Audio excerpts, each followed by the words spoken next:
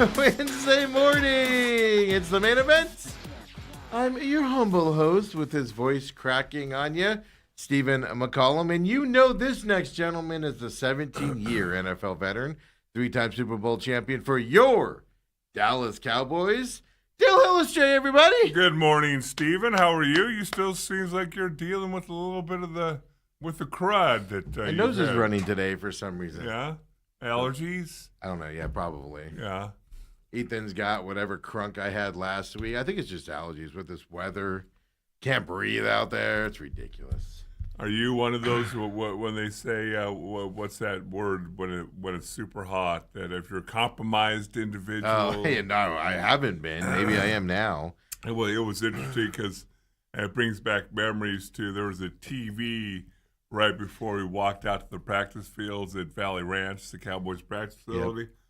And many days in August and September, because we practiced at 2, and the weather would just be coming on as you're walking out there. And you'd hear the weather guy go, it's so hot and humid out there, keep your pets and compromised individuals indoors today as we're walking out in full pads to practice. Already have sweat down the front of you. You haven't even done anything yet.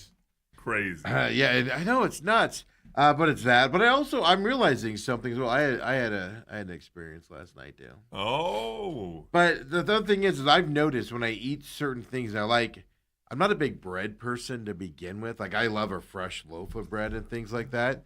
But I'm just not a big bread person. Never really have been. Stuff like, all the fun stuff. But as I'm getting older, like, I'll eat certain things, and all of a sudden I can't breathe right. Like, my throat feels like it's choking on me. I'm like, holy cow, man! I'm allergic to food now. Really? And you don't know until you eat it.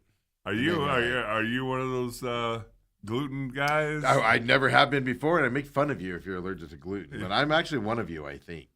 One of you. But what I've learned is, like, I'll make fresh bread at my house, Dale. Yes, occasionally I'll do that, and I don't have any problems eating it. I can eat it and feel fine. Like, I go to Texas Roadhouse, man, and I have like 2 rolls.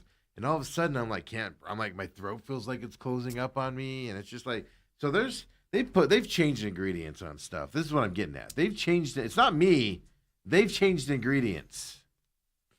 I think it could be a little bit of both. Well, they have changed ingredients on things. They're putting cheaper stuff into things and stuff like that, but more processed stuff. Yeah. I think that's probably why when you make it, you don't know how to do processed no, stuff. No, I make it from scratch, literally, like, and you're going to eat butter and all that, Yeah. But yeah, that's what it is. They're just making stuff differently, and you never know until you eat it. It's interesting that you say that. I feel like I'm getting old, Dale, but it's not me. It's what you're doing to me. Because Brooke was mentioning that last night. She had made chicken and mashed potatoes and vegetables, and she had a beer. She likes Heineken. When she has a beer, she doesn't drink very much. It's a Heine. Did she go, Dale, Heine me? No. You get it yourself? You made her get it herself is what I'm getting at? I'm going to be over here, folks. Yeah, tiny me. Anyway, we'll move on. But she drank about half the can.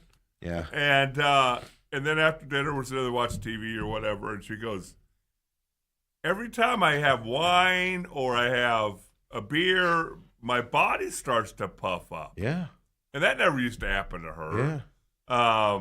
And so it's kind of like along the lines of you. Yeah. Now, I don't think Heineken's changed their... I doubt they've changed their deal. That might be more of an allergy or something. Right. But if it's happening with wine and that, then that tells you there's something in the alcohol reacting with her. Yeah. But yeah, no, it's weird. I don't get it. Never had these problems. But also as you get older, you get... Like when I was a kid, I've always been allergic to grass. But when I was a kid, it never bothered me. Now today, if I sit in grass, I am itchy for like the next freaking week and a half. When I was a kid, it didn't bother me at all. I just take a shower and I'd be fine. But now I'm all like, literally, like 3 days later, I'm just like scratching my legs, I am with you. My mom used to take me for allergy shots. She had allergies. I tested positive for allergies. But I got allergy shots in grade school every week. Every week? Every week, and they try every month. And still, when I played football, if my head got in the grass, I'd sneeze and whatever. And it finally ended. I'll never forget the day. As I'm going to SMU, Brooks said, "Okay, so I'm going to send you your first month of things to give to the trainer, and he can administer the shots and all that." And I'm like, "I'm not doing that, Mom." I mean, again, if I get my nose in the grass, it's going to sneeze. I'm going to sneeze anyway. So, and that was the end of my. And then you got over it. Yeah.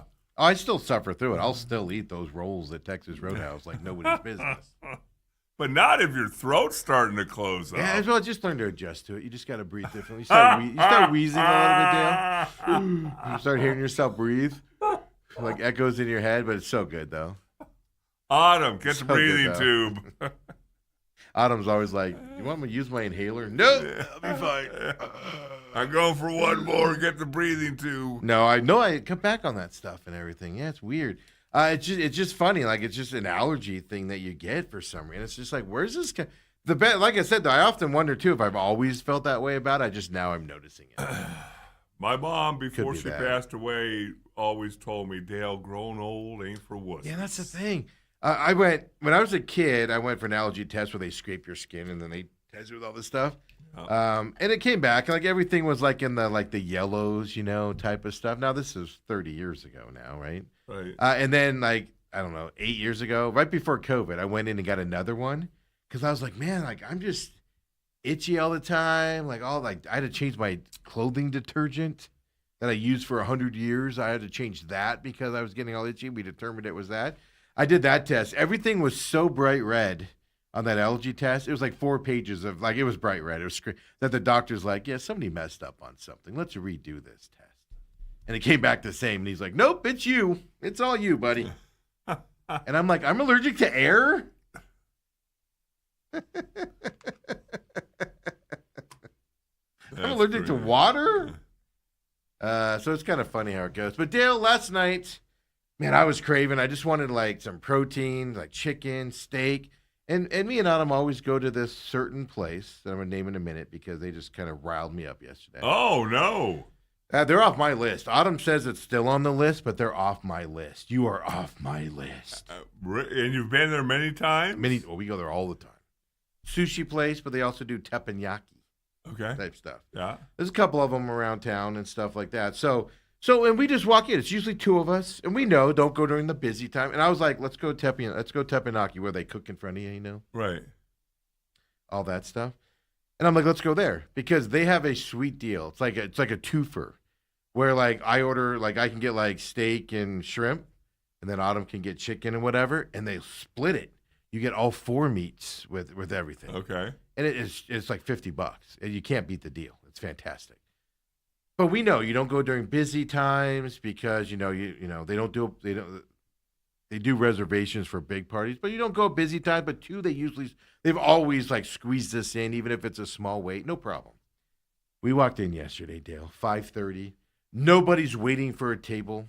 Nobody's waiting. Usually it's packed waiting, and we won't even try then. We'll just go to the dining room side and get sushi or something.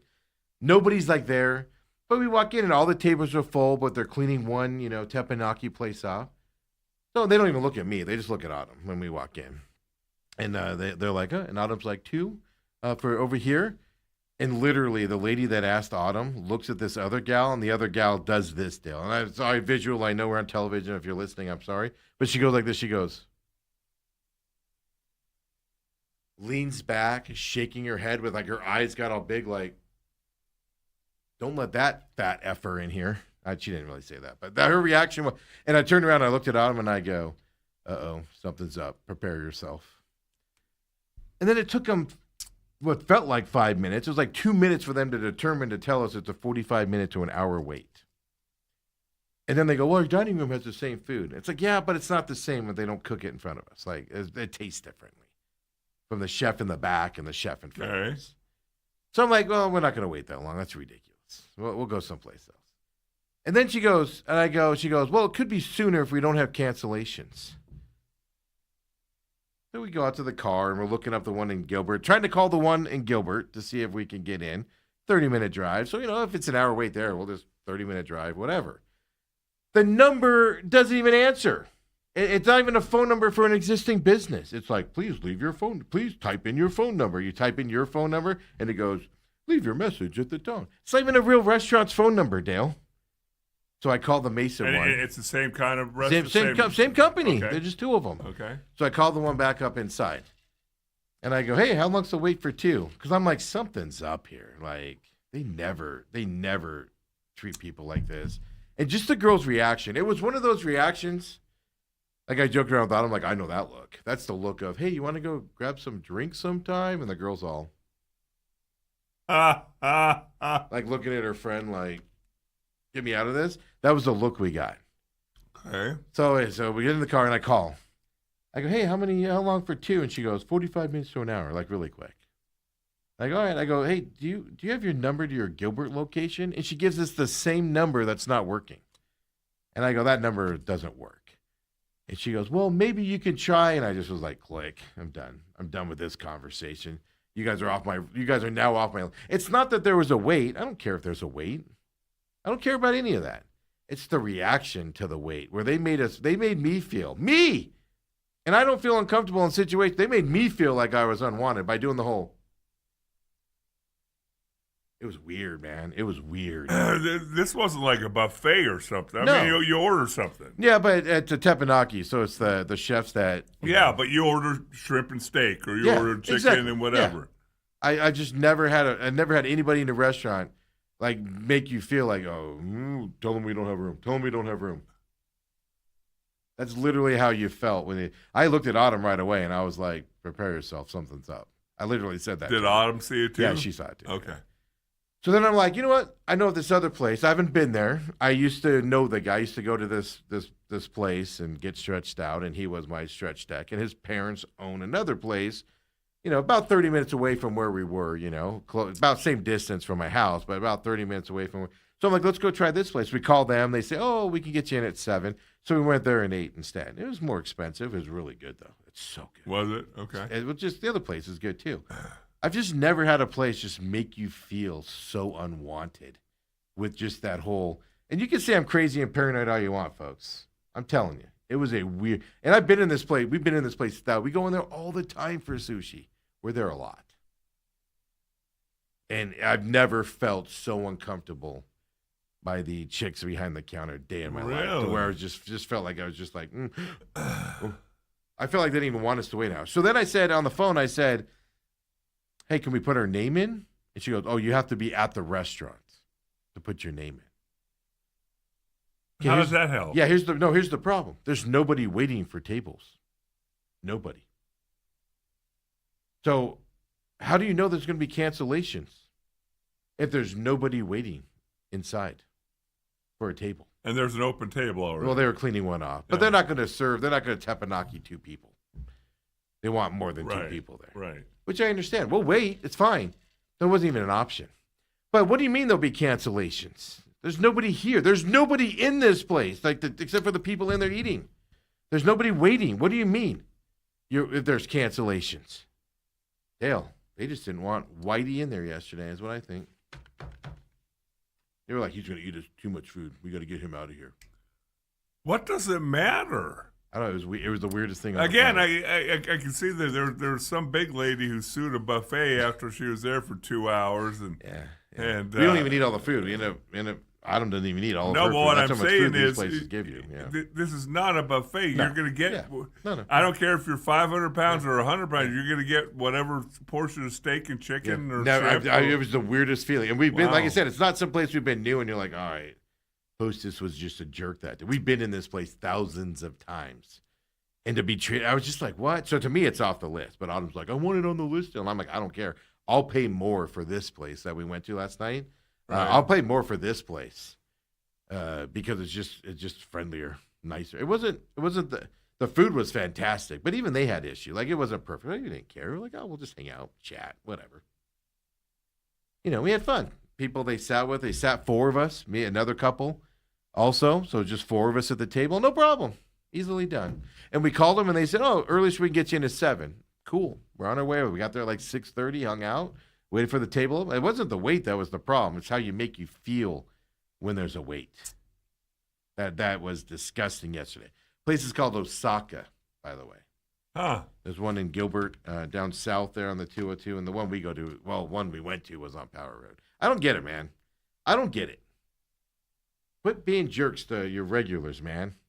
Because now I found someplace else that does the same thing you do. And this new place doesn't have fruit flies from time to time like you do, Osaka, when you're in there. I want to throw that out. You want to eat with some fruit flies? Go to Osaka. You can have them. Wow. You can have them, Dale.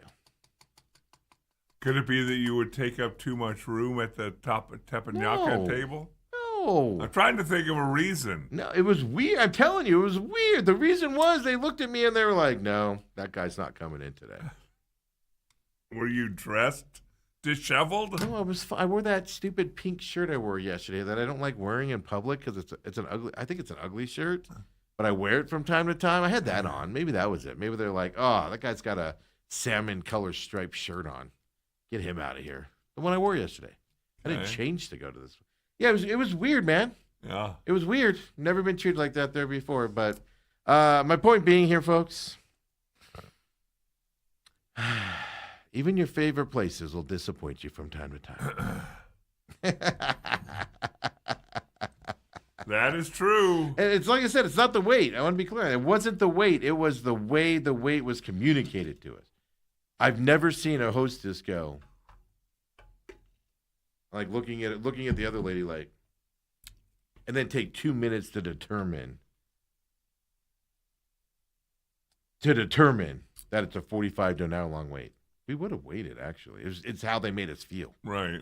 And I literally was like, something's up, man. I didn't want to go in your dining room with your fruit flies. We'll skip that today. How about that? See, that's where you and I are different. If somebody did that to me, I would be obstinate about staying. So I don't care what you think. No, you vote with your money, man. Dale, they had we were loyal to this place for teppanyaki and sushi. Loyal to them. We've tried some other sushi places here or there, but we always go back to this place. We're loyal. They literally gave us an opportunity to go to their competitor, and we did. And it was the same experience as they put on. To be honest with you, it's just they didn't make us feel like garbage when there was a wait for one time that we went.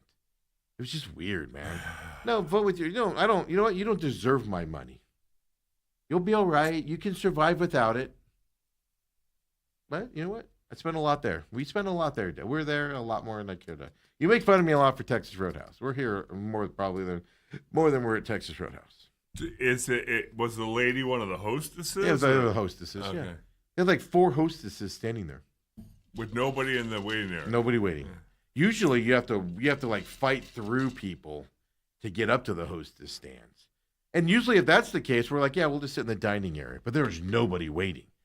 Nobody waiting, folks. It looked like the restaurant was practically closed.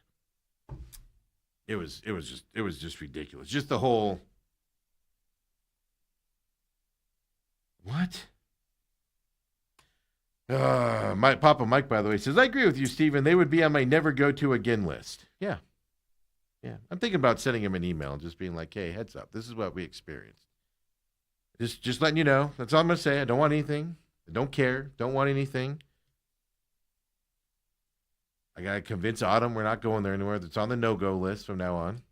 I'm not going to tell him that. I'm just going to be like, hey, this is what we experienced when we were in there. Call me crazy if you want to. I don't care. I'm not stepping foot in your crappy fruit fly-infested restaurant again.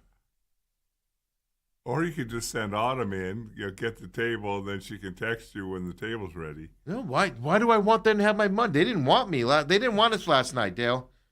They made it clear last night in their actions. They didn't want you. Because you said you liked the food. Yeah, but sushi's sushi for the most part. You go to a good sushi place, and it's good everywhere you go.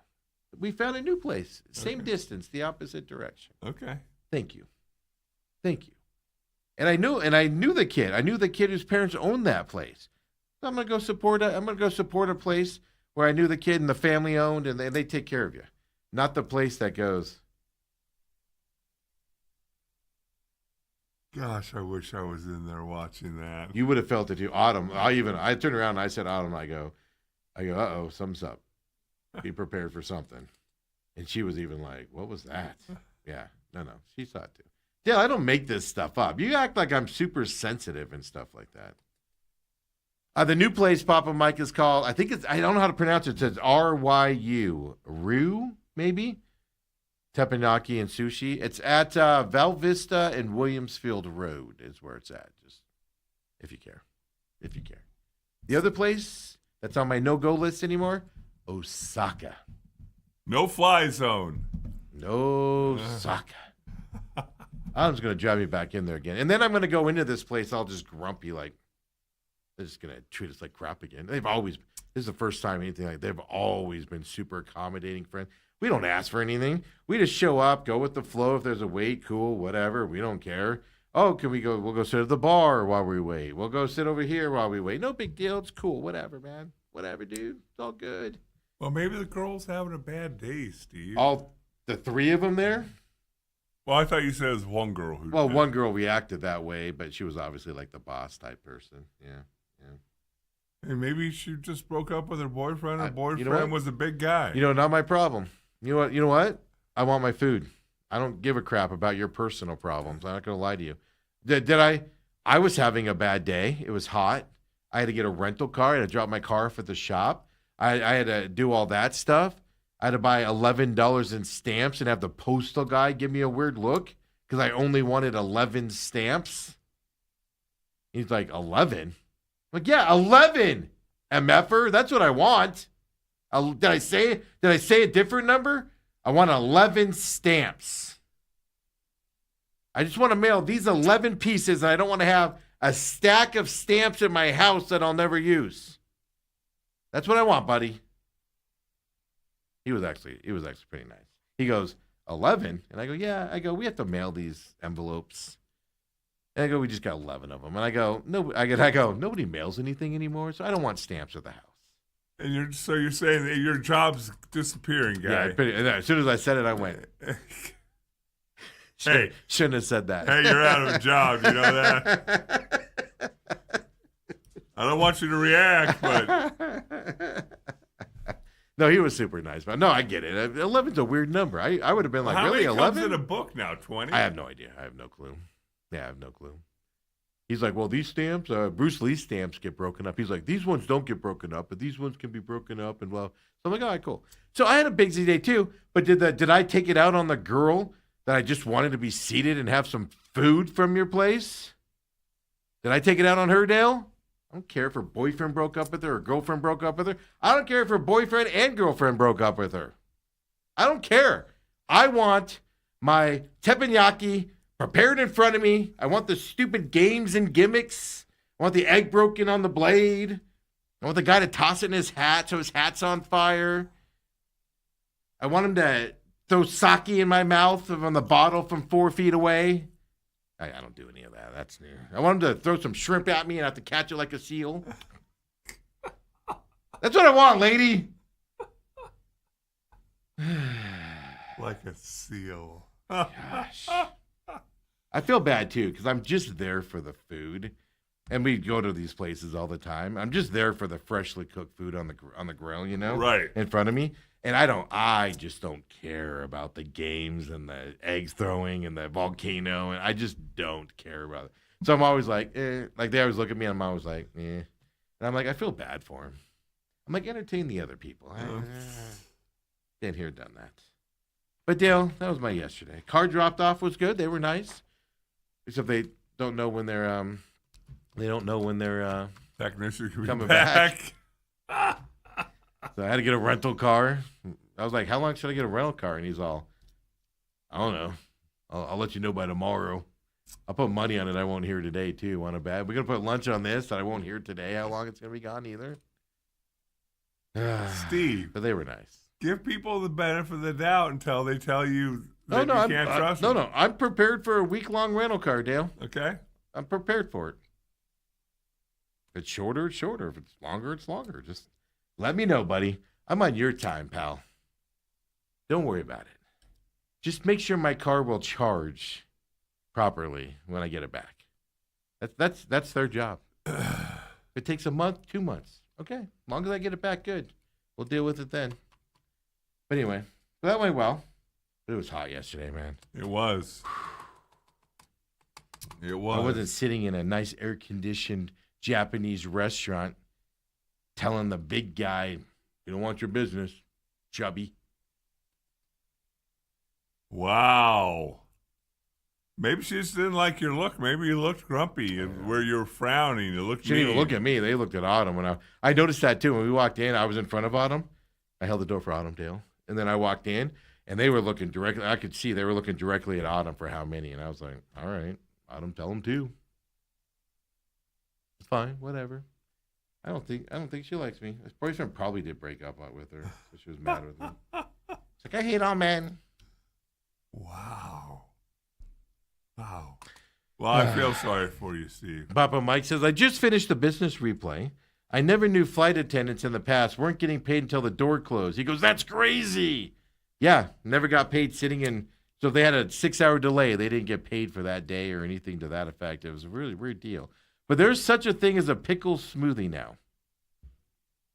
It's Smoothie King. Are you interested in a pickle smoothie? I couldn't be less interested. Yeah. And then we had the ingredients today. So I read what the ingredients are. There's banana in there, coconut something, and I'm just like, that doesn't. Ugh. So anyway, I'm gonna go try one over the next few days, and we're gonna record it. What it's like. A pickle smoothie. Yeah. Papa Mike says, please try that pickle smoothie on camera. He says, I think it sounds horrible. I agree with you. I don't think it sounds good. Banana and pickle? No, just stick with banana. Yeah. I might go try it. At Smoothie King coming up here. That's what I'm telling everybody. Follow us at TME Media AZ. We're going to do some away show stuff as well and stuff like this and things like that. So Papa Mike says, Rue looks great. It's 40 minutes without traffic, but I'll try it anyway. Yeah, you West Siders, I swear. It was really good. There's another one up in Scottsdale we used to go to at the radio station all the time. They advertise with it. That place is fantastic. But that's like an upper scale place like that. That one you don't get out of under $200. Really? Yeah, it's Dale, it's just good food. It fills you up.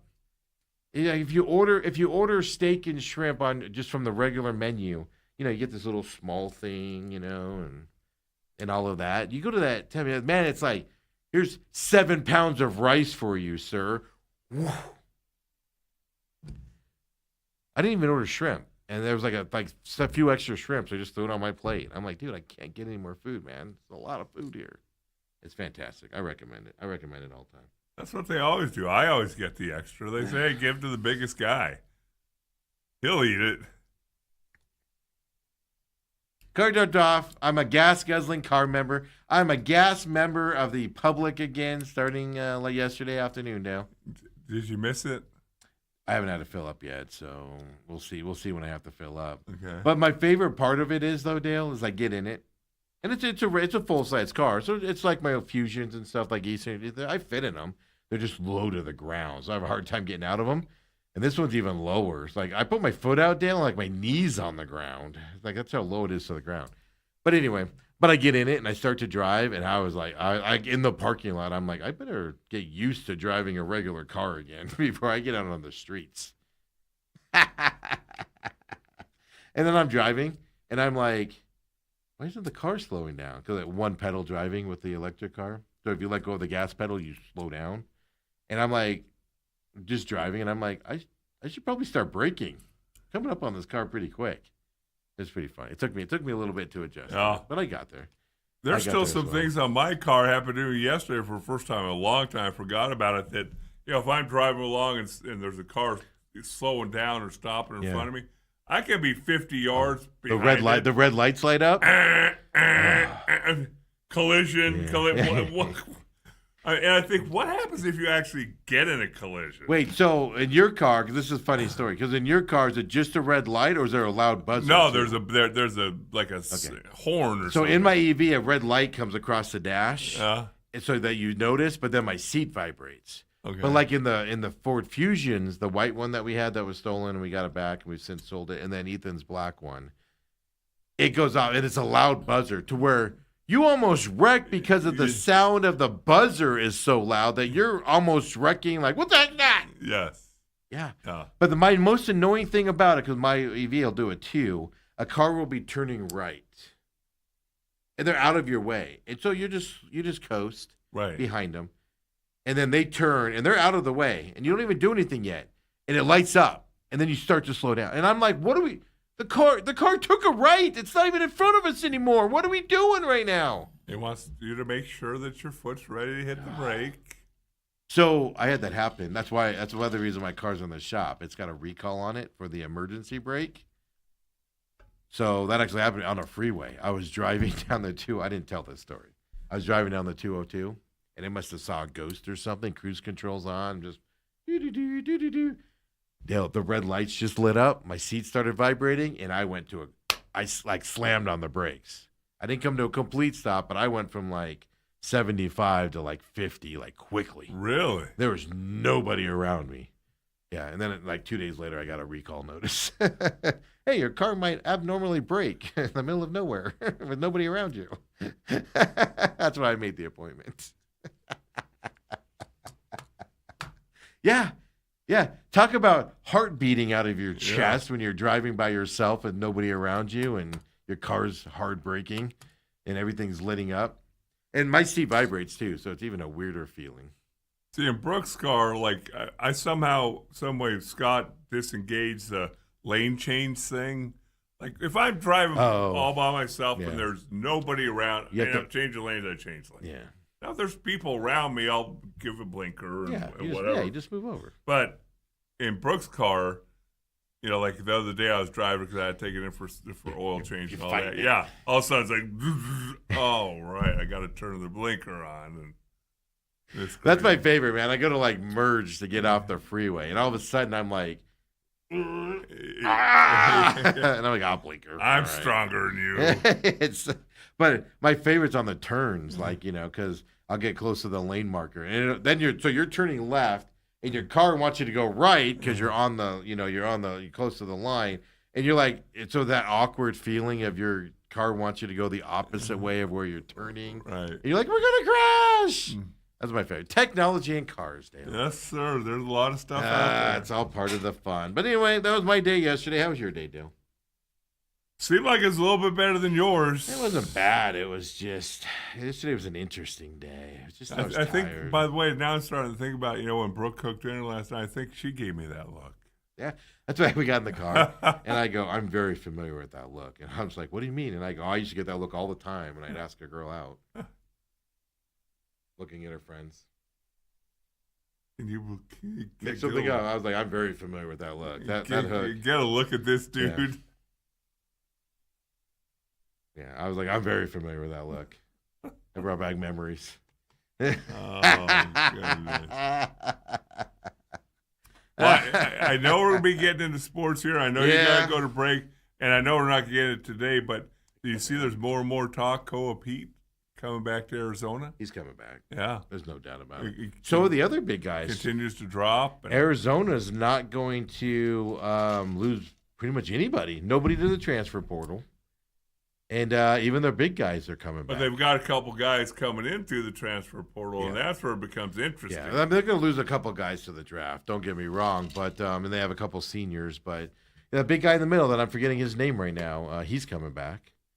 And but yeah, this is what I don't get. Koa Pete keeps falling in the draft. Yeah. But the NBA draft is nothing but hype and potential. Mm-hmm. That's all it is. And, I mean, he's got a ton of potential up, but there's guys with bigger upside to him on the potential side. Did you see your boy AJ from BYU in his workout yesterday? He missed all of his shots. I did not see him. So somebody did it. He missed all of his three-pointers in the drill. I have the hiccups, excuse me. And somebody put out on Twitter, man, what a smart move by AJ to miss all of his shots so he's not drafted number 1 by the Wizards. Acting like he was doing it on purpose. Yeah. Yeah, because the Wizards are going to go, yeah, we don't want him. Yeah, we don't want him because he missed his shots in a pre thing. That does surprise me on Koa Pete. Well, Koa Pete was 6 for 25. Yeah. 3-point shots. But they don't shoot threes down there. No, what did he have? Only like 6 or 7 threes. I remember when he season made long? them, they made a big deal of him making them because he didn't. Not him. They don't shoot him down there with that style of offense. Did you see Randy Bennett was Krivas? Thank you, Papa Mike. Krivas is their big man. Okay. You caught me off guard. I wasn't thinking Arizona basketball, but he's coming back, not going to the draft. But did you see Randy Bennett was on some national show, podcast or show or something like that on the internet yesterday? The amount of people, including an Arizona beat writer who, the guy tries to sell $8 subscriptions or whatever it is to his subscription service by, yelling at people and calling them names and stuff like that. He's one of those guys. But he even put on there and he's like, he does not look healthy. He's an old man. I'll talk about Bennett. Bennett, yeah. But I mean, he needs to go get some sun on him. Go get a tan. You'll look better, dude. Well, he's been over in gloomy California for 25 It's the years. thing, on the beach in St. Mary's. Isn't that right off the beach? It's right there on the beach, right? I think it is close. It's close to water. I don't know about a beach. Well, that's true. Yeah, it is close to water. Yeah, it's not like coastal Carolina, 11 miles inland. We're coastal Carolina. If you want to drive for 20 minutes, then we're on the coast. Dale, let's take our break. Come back. We have NBA updates. I got golf trivia for Dale. College football. Look, I make fun of Mississippi and Alabama and Minnesota a lot. So I'm a little upset at some of these SEC schools taking my material. We're going to talk about this. Oh. Especially the drunkard down there in Texas taking my material. I'm sorry, sir. Have another drink. Interesting. Stop stealing my material. We'll talk about that as well. NHL, NFL, we have more schedule leaks. Good news for the Cardinals, maybe bad news for the Cardinals. I'll tell you about that as well. Come on back, main event.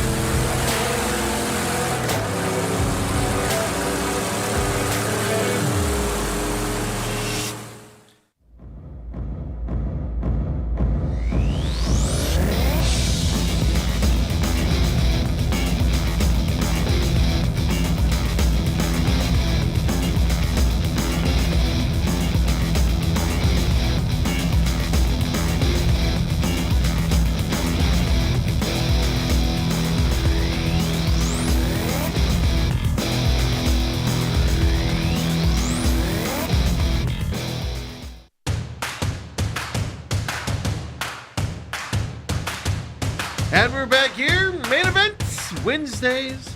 Dale's going to go golfing today in this heat. Maybe we'll see Dale tomorrow. No baby yet. I know we're on baby watch. Yes.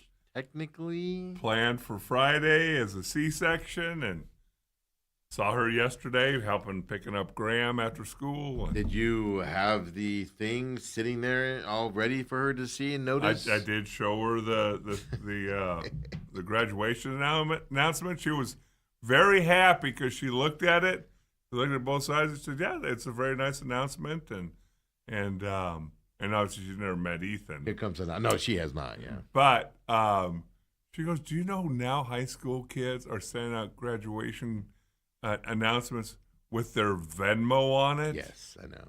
Oh, is that what she was looking for? They do that. Yeah, with their Venmo on it. Yeah. No, I told Ethan, I go, make him send you the hundy. Hundy. Well, yeah. Are you the parents who gave out $25 for a tooth? No. Oh, for graduation? That's a big deal. You should get a nice little gift for graduation. Not Not you. I expect something decent from you. I told you that yesterday. But no, in all seriousness, I no, he doesn't expect anything from anybody. It's just more of, if he knows you, if you've met him, and he does work around here, so we want to get him out to everybody. But no, that's the thing. They're doing it with Venmo on it, Cash App numbers, and all of that. And to me, that's tacky. You talk about you getting rankled about stuff. That's if I got one of those, you're not getting a gift. No, I'm not sending you any money. You kidding me? I'll hand you a 20 when I see you next. Jeez, yeah, you'll get less even. Wait, so you think 100 for working your butt off in graduation and everything's too much? For the parents?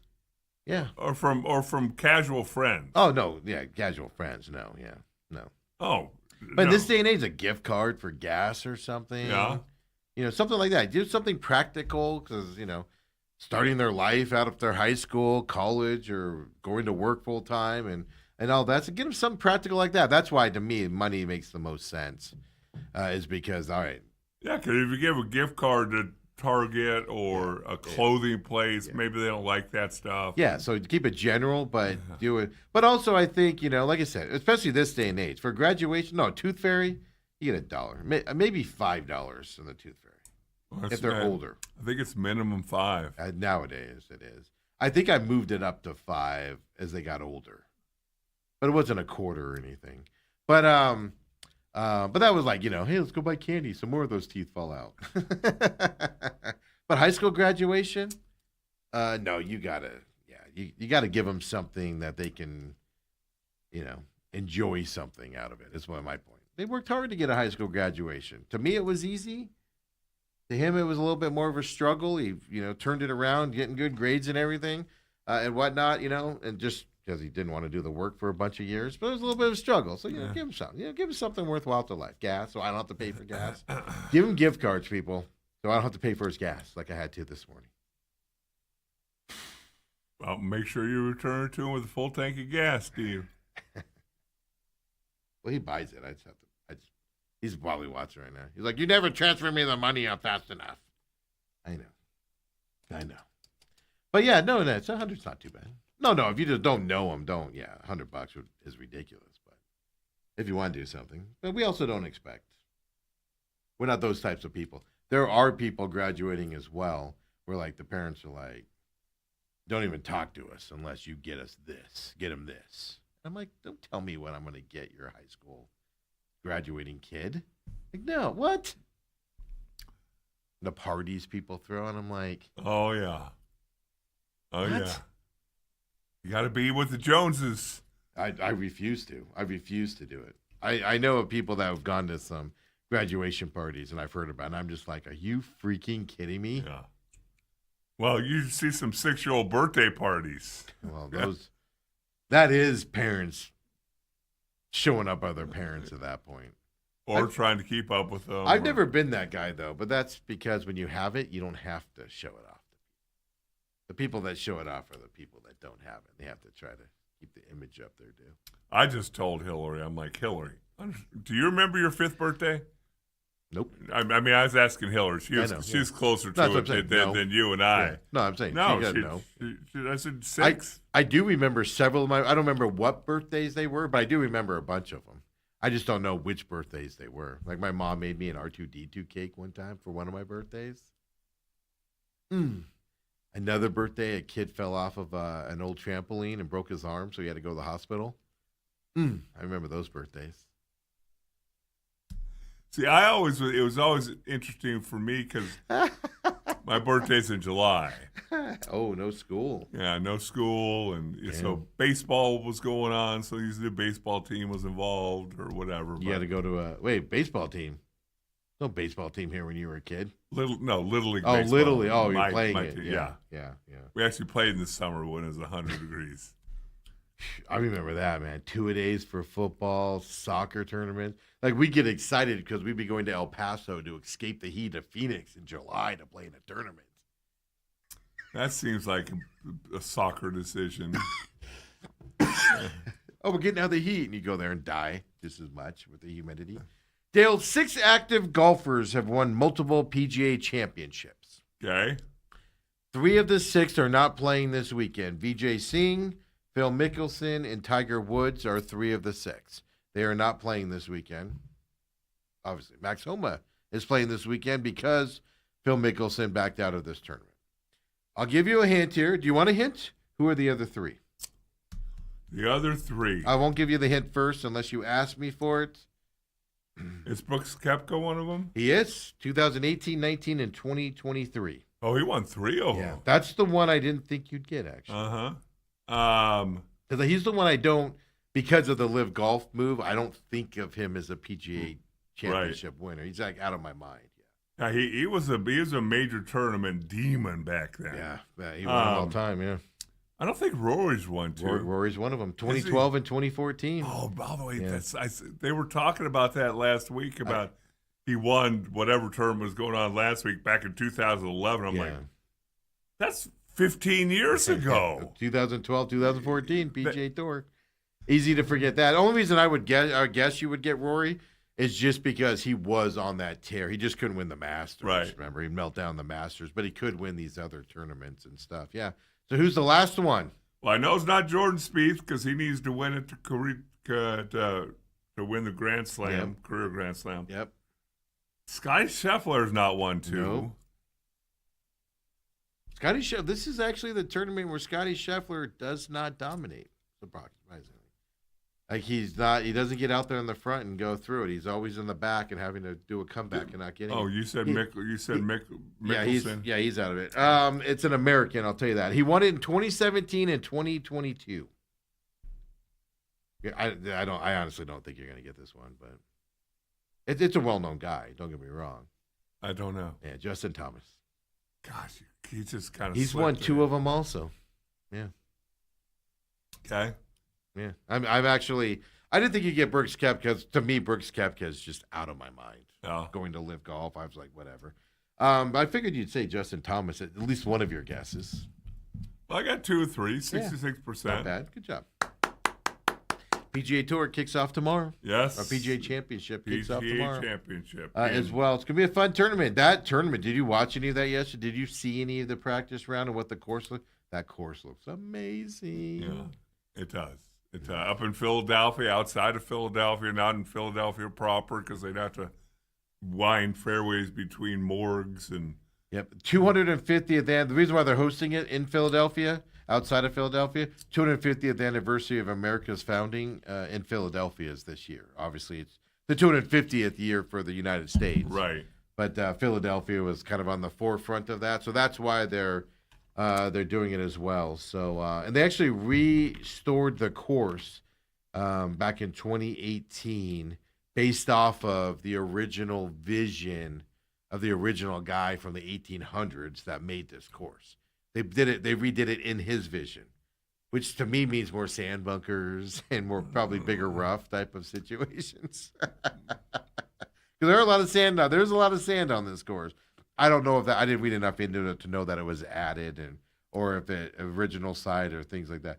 But it's going to. I mean, it was the guy that made the course originally did a lot of work on Scotland's links courses. Okay. So that's what you expect it to look like. Now it's Americanized grass. It's not those weeds that pop up over there and stuff. But so that's kind of the design that they're going into this weekend there as well. Well, what they do with these courses when they refurbish them or kind of redo them, what they tend to do is they'll make bunkers.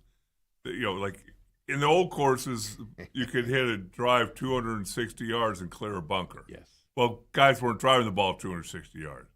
Now, a 250-yard, 260-yard bunker, that's their aiming point. Yeah. Because they're hitting 50 yards over that. Yes. So they'll extend bunkers. And they're not – back then you were afraid to hit it into a bunker because they were hard to get out of. Yeah. Guys today will put it into a bunker on purpose. Oh, there's nothing because they can get out of it. Like on a par 5, a guy hitting a second shot and go, yeah, I think he's aiming for the bunker on the right. I'm like, I do everything I can to stay out of a bunker. Their bunkers are a little different than the ones that we play in. Yeah. And they don't drain right and things like that. So that kicks off tomorrow. Little golf trivia for everybody out there. I'm looking forward to this. Like I said, I cannot get used to this tournament being so early. Used to be the last major. Yep. Now it's the second one here. So I just can't wrap my head around that at all. But it should be a fun weekend. We'll see. I don't think anybody's going to run away with this.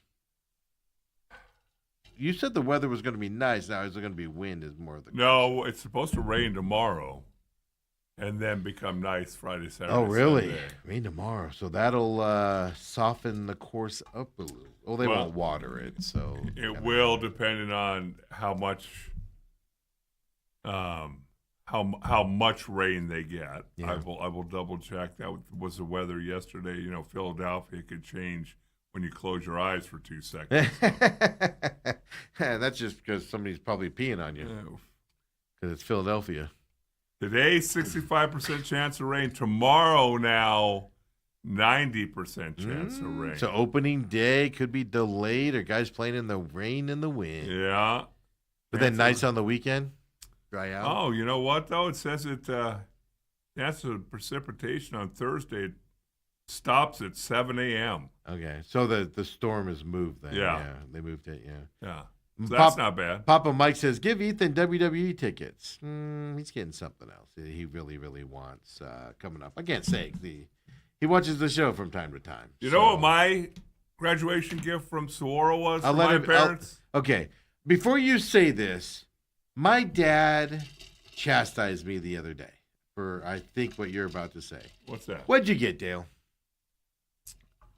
I got army trunks and suitcases. And get the hell out of the house. Well, Dale, you need luggage to move to SMU. Yeah. I'm like, that's my graduation gift to you is you don't have to pay for my college. Yeah. Yeah. My dad the other day looked at me and he goes, like a couple of weeks ago, and he goes, because I told him what like the options were, you know, like we went to WrestleMania and I was like, this is part of his graduation deal. And, you know, that's an expensive trip to Vegas with WrestleMania and everything. So I said, that's part of his graduation deal. And then I got an idea for something else, you know, blah, blah. And my dad's like, what are you doing all that for? What'd you get for graduation? I go, I got a dinner afterwards. He goes, exactly. He goes, kids today, you guys are just spoiling kids. Was it at least a nice dinner? No, it was like some family restaurant. I remember the ASU dinner was at that family joint at McClintock and University. I think it's still open because it was the only thing open that late that could get us in around ASU. That was my ASU one. My high school one, though, I don't remember. Probably Tony Roma's. They didn't give you anything? I'm sure I got something. But no, my dad has a revisionist history on stuff. It was just funny. It's just my dad said the same thing. That's why when you started that, I was like, here it comes. Yeah. I didn't get much either. It was just my family's. I just look at it as you're supposed to graduate high school. So I mean, it's an accomplishment. Don't get me wrong. It's an accomplishment and a good one to have. But, you know, and I get it, like, if you're the first, that's the first kid to graduate in the family ever to graduate from college. Go crazy for that. Celebrate it. Right. But to me, I'm like, yeah, kid, you were supposed to graduate. Yeah, especially from high school. Even Graham has a moving up ceremony for kindergarten. But they do that, because I heard Holmberg talking about this the other day. And everybody makes fun of it. They do that because they're setting you up because there are kids in that kindergarten class that will not graduate high school. They'll drop out before then and stuff like that. So they get you, oh my God, see how great graduation is? Everybody's paying attention to you. They get those feels. That's why they do it at those young ages. Like 6th grade, when you go to junior high, they do the whole, you graduated from elementary school.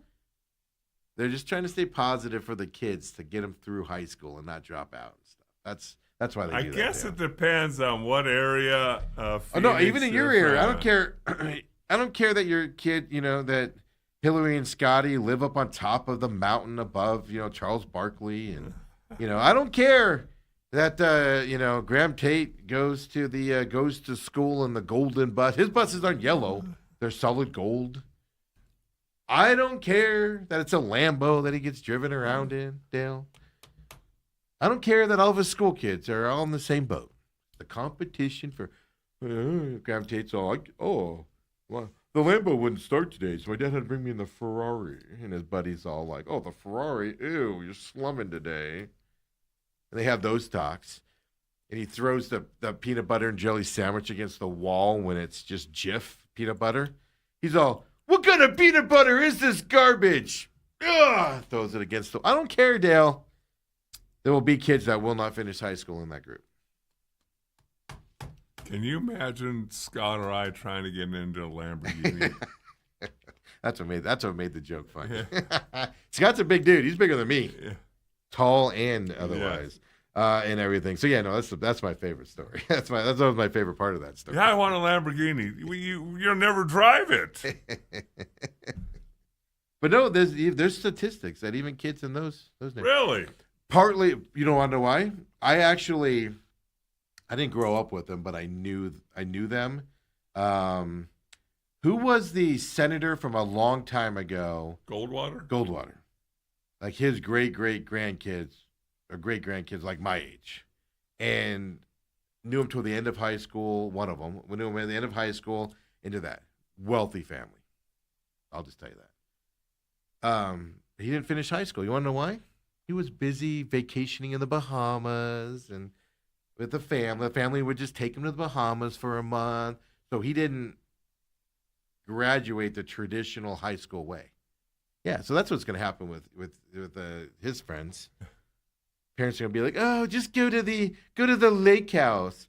"Oh, you mean up in Minnesota?" "No, I'm talking about the lake house on the side of the ocean over there in the Dominican.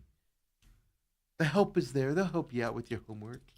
That is crazy because it came up. I was talking with Alex, my other son-in-law, who coaches at SCA, talking about kids missing certain things. And well, that's what I was just going to go to. And they go away for the whole month of June, and things like that. I said, well, there's been one guy who's will never ever be topped. We had a game during fall break. He was a junior. He was my starting left guard, and that fall break.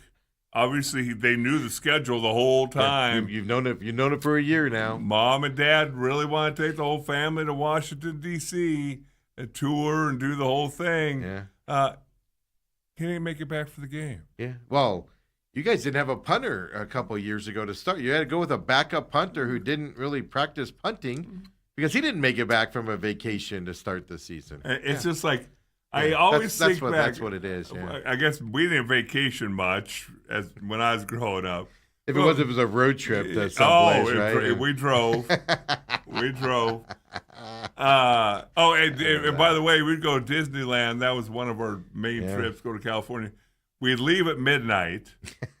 So no hotel stays. Pull in at 8:00. Spend the day at Disneyland. So let's say 1 night hotel room. My recollection on those types of trips for me were we'd stay at Motel 6s, and I remember multiple there'd be a cat outside the window just all night long, and you'd be up all night because of the stupid cat. Well, what people don't realize, I saw this the other day. I was telling Hillary and Kendall. Motel 6, the reason it got its name because it used to be a room with $6.99 when it first opened. Mm-hmm.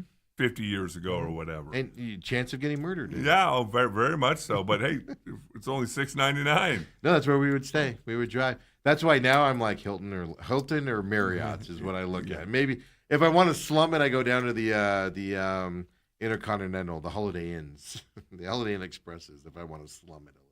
And the one last thing about road trips, about every other year we drive back to Illinois. That's where my parents were from, all my relatives. And it's about a 2.5 day drive. My dad loved to drive all day and all night, and we'd stop one night and stay in a hotel. That's awful. But they put me in the back seat, tied little ropes to my jean buckles, seatbelt, and tie them to whatever the seatbelt thing was, so I could move around.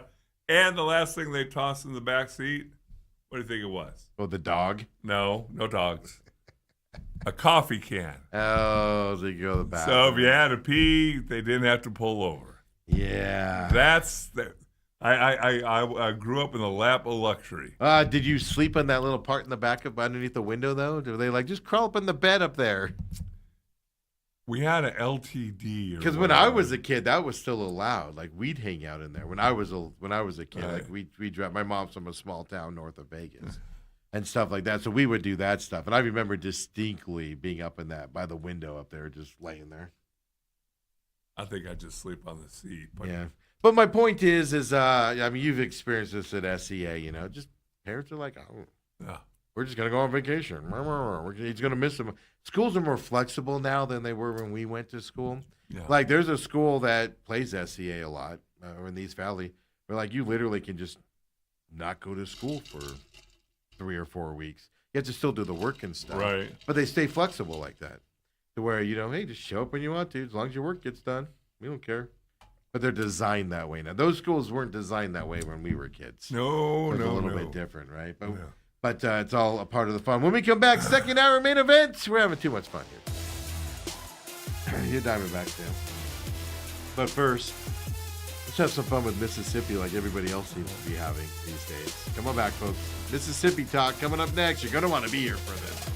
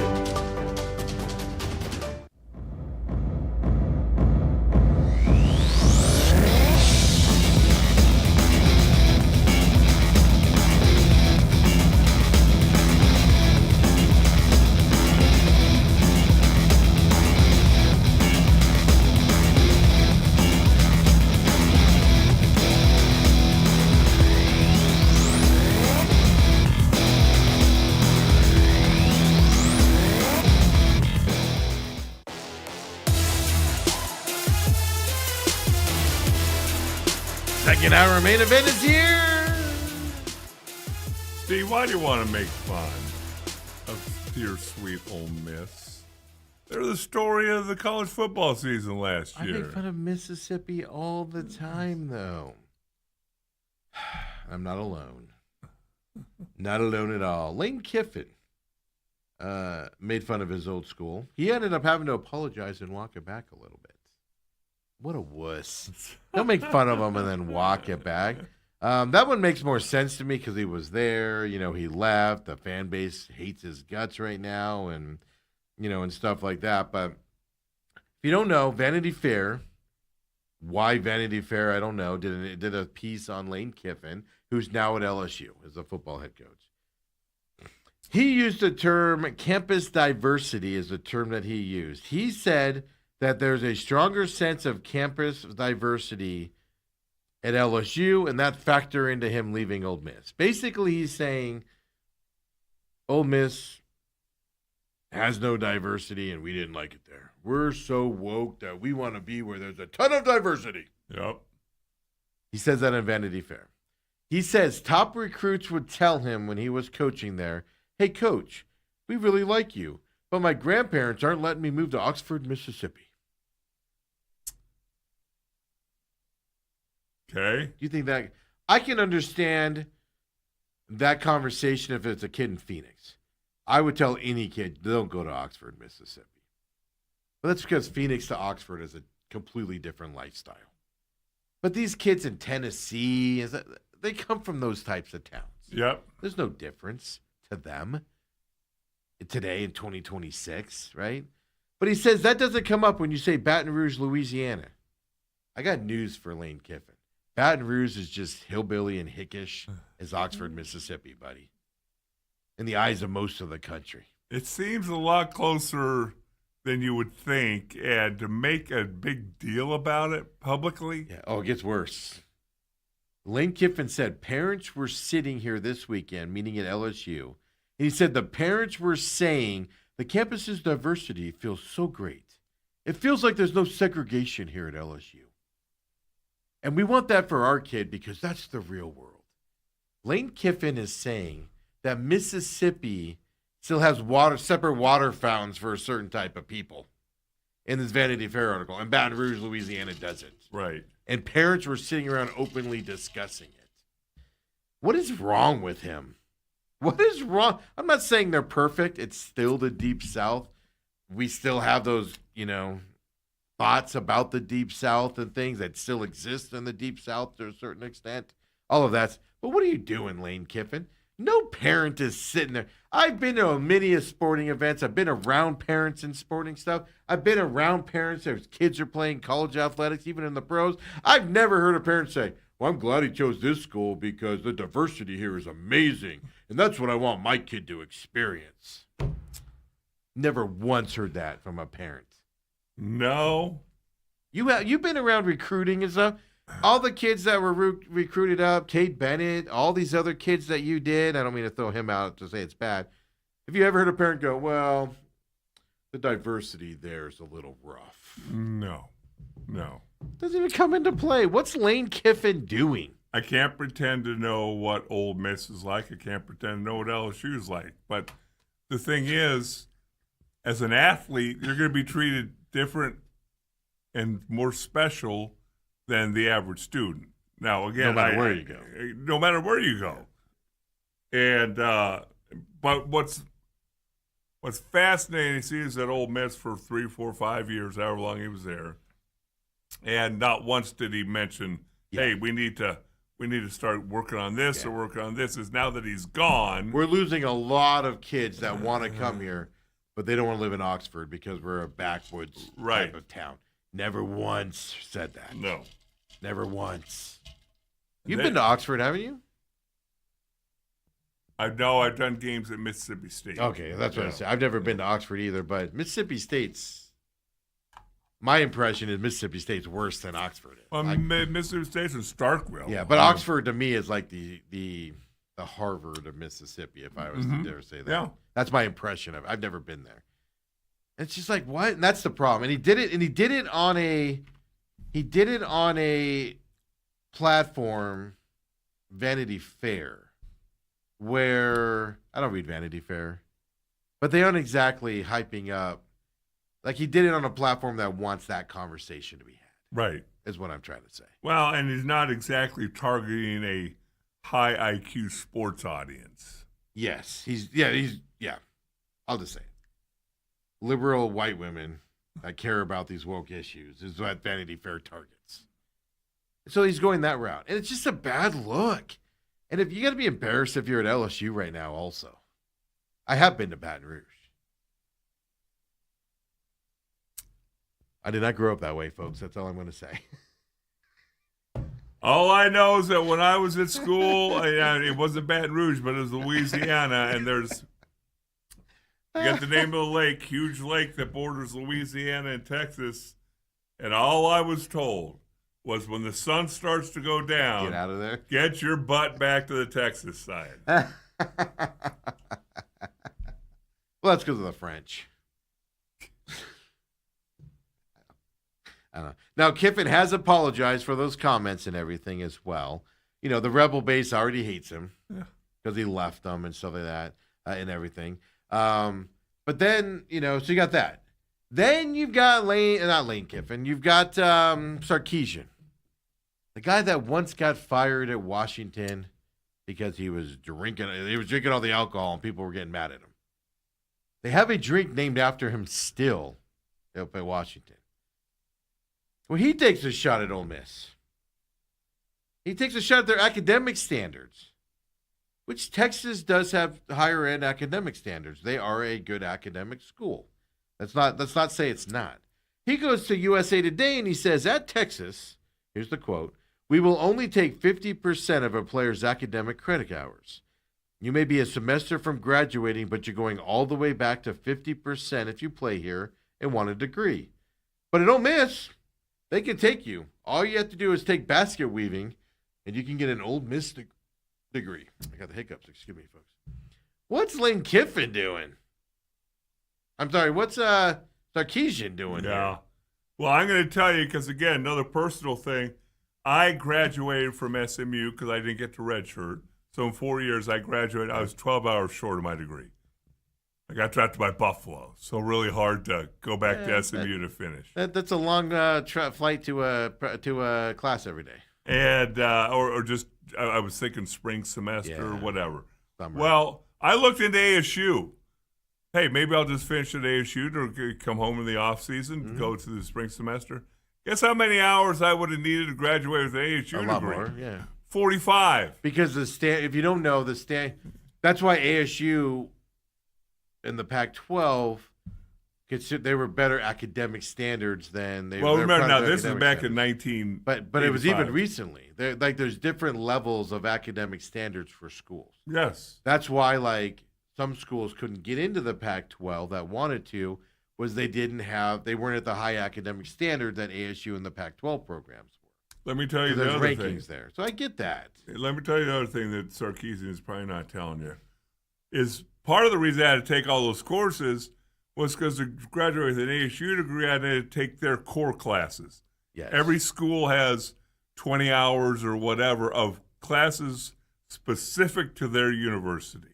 Yes. And they're not teach you certain things. Yeah, and so half of them would have been taking those things. But it's as simple as, and I don't know an exact example, but it's as simple as one school might say you only have to take math to calculus, but another school says no, you have to take this extra math class on top of that. You need an extra 3 credit hours on that. So that's where it can come in too. Is you have to you don't meet our requirements to graduate. Our requirements are more stringent. So you need to be there. So that's what he's talking about. But then take a shot at Ole Miss on top of that. Like when they're down, no less. I can understand. If Lane Kiffin was there, I'd be like, I get it. He's probably losing kids to Lane. But is he losing kids over there? Why all of a sudden the Ole Miss? Why are y'all making us root for Ole Miss all of a sudden with your snotty-nosed attitude out there? Well, all I see is an article from a Dallas writer saying Sark torches Ole Miss as Texas recruiting war gets ugly. So maybe he's lost a few guys to Ole Miss. I'm going to tell you right now. It's the same problem Notre Dame has. It's the same problem Stanford has. They don't lessen their academic standards to get into those universities. The reason why they don't get as many really good football players is because, let's face it, most football players aren't that smart. Meaning that level smart is what I'm talking about. They're intelligent, but their grades aren't where they need to be to get into a Notre Dame or a Stanford or some Northwestern, for instance. And it's probably the case at Texas. Texas probably has higher standards than most of the SEC. And he's losing kids, and so he's taking shots at people now, trying to be like, we need to loosen the standards for my football players. I'm going to start drinking again. Well, that's an interesting question. I wish somebody would do a deep dive into it. I'm not going to waste time on it, but I definitely don't throw Texas in with Stanford, Northwestern, and Notre Dame. But it is they do think pretty high of themselves on the academic side. Yeah. They're in Austin, Texas. You have to put it up there with all the homeless they have running around the streets of Austin. Hey, when your city's that city is same garbage. Moniker is keep Austin weird. That city is garbage. Capital of Texas. You think it'd be a little nicer? That's all I'm going to say. That's all I'm going to say. Taking shots at Texas. Taking shots at Austin, Texas. Brutal. Yeah, but yeah, anyway, so interesting things happening right now in this. And it is interesting, isn't it, that they both took shots at one school. One used to coach there. One is probably losing recruits to them right now and things. But then on the other side of it, just the way they're attacking them. Basket weaving, making it sound like a degree at Ole Miss isn't even in the area of where we need to be at. It is an amazing thing. By the way, Sarkisian, in that article at US Today, he also discussed the tampering allegations against Ole Miss that Dabo Sweeney from Clemson brought up against Ole Miss as well. That was that linebacker. I think it was a linebacker. He was a defensive guy that Dabo Sweeney said Ole Miss contacted when Lane Kiffin was there, by the way.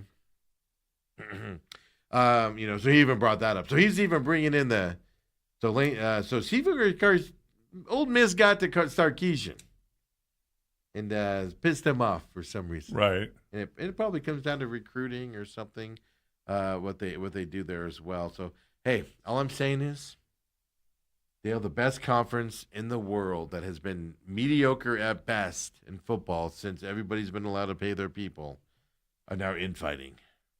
Beautiful thing. It's a beautiful thing out there. That's all I'm going to say. It's funny how you find things to cheer against. You cheer against greatness, basically, is what I'm hearing. I don't even know how to describe. Talk about that right now. Ole Miss, by the way, plays LSU on September 19th. Early in the season, they play at Texas on October 24th, and then they're going to fight over an egg later on in the season, in the Egg Bowl. I still don't get it. So do you think the new Ole Miss coach is going to stand up in front of the team on that Saturday in Austin and say, let's get him, because Sarkisian said that our academic standards are good? It's probably going to start here now. You're going to start seeing it in the locker room now. Ingrain it in them. It's not going to wait till the Saturday of. Probably already starting. All I know is I know a coach right now that is, we're how many months away from football season?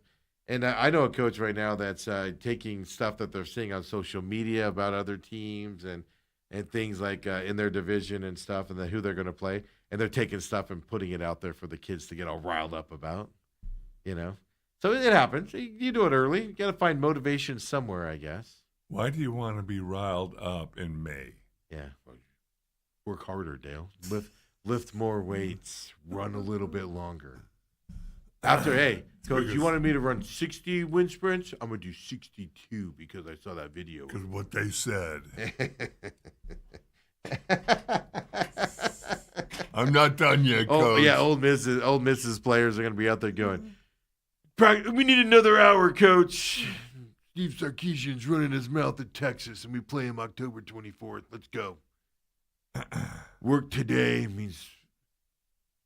pain is just the weakness leaving the body, Coach. Oh, Steven. D-backs. Your D-backs lost yesterday, Dan. Yes, they did. I said yesterday, I go, hey, Dale, what Diamondbacks starting pitcher are you most worried about? And I said Zach Gallen. Zach Gallen to me is the guy. Merrill Kelly's a close second. But Zach Gallen's the guy you have to worry about. There's nothing right about Zach Gallen. He did not look good last night. Didn't look right last night on the mound. This is a guy that last year, he's going to get paid so much money. Yeah. Comes back to the Diamondbacks on a less money payout to come back to prove himself for another year. He's playing himself out of the league with the way he's pitching right now. Well, his ERA now is up to 5.65. 7 hits, 7 runs. I saw some runs. people saying his velocity's down. I'm not a velocity guy. I don't study that stuff. I don't look into it. But people that follow the team are talking about the velocity being down right now. That ain't good. How old is he? He's old. No, Merrill Kelly's the older one. Zach Gallen. I'll tell you in a second here. He's 30. He's only 30. He's only 30. Yeah, but your arm falls off.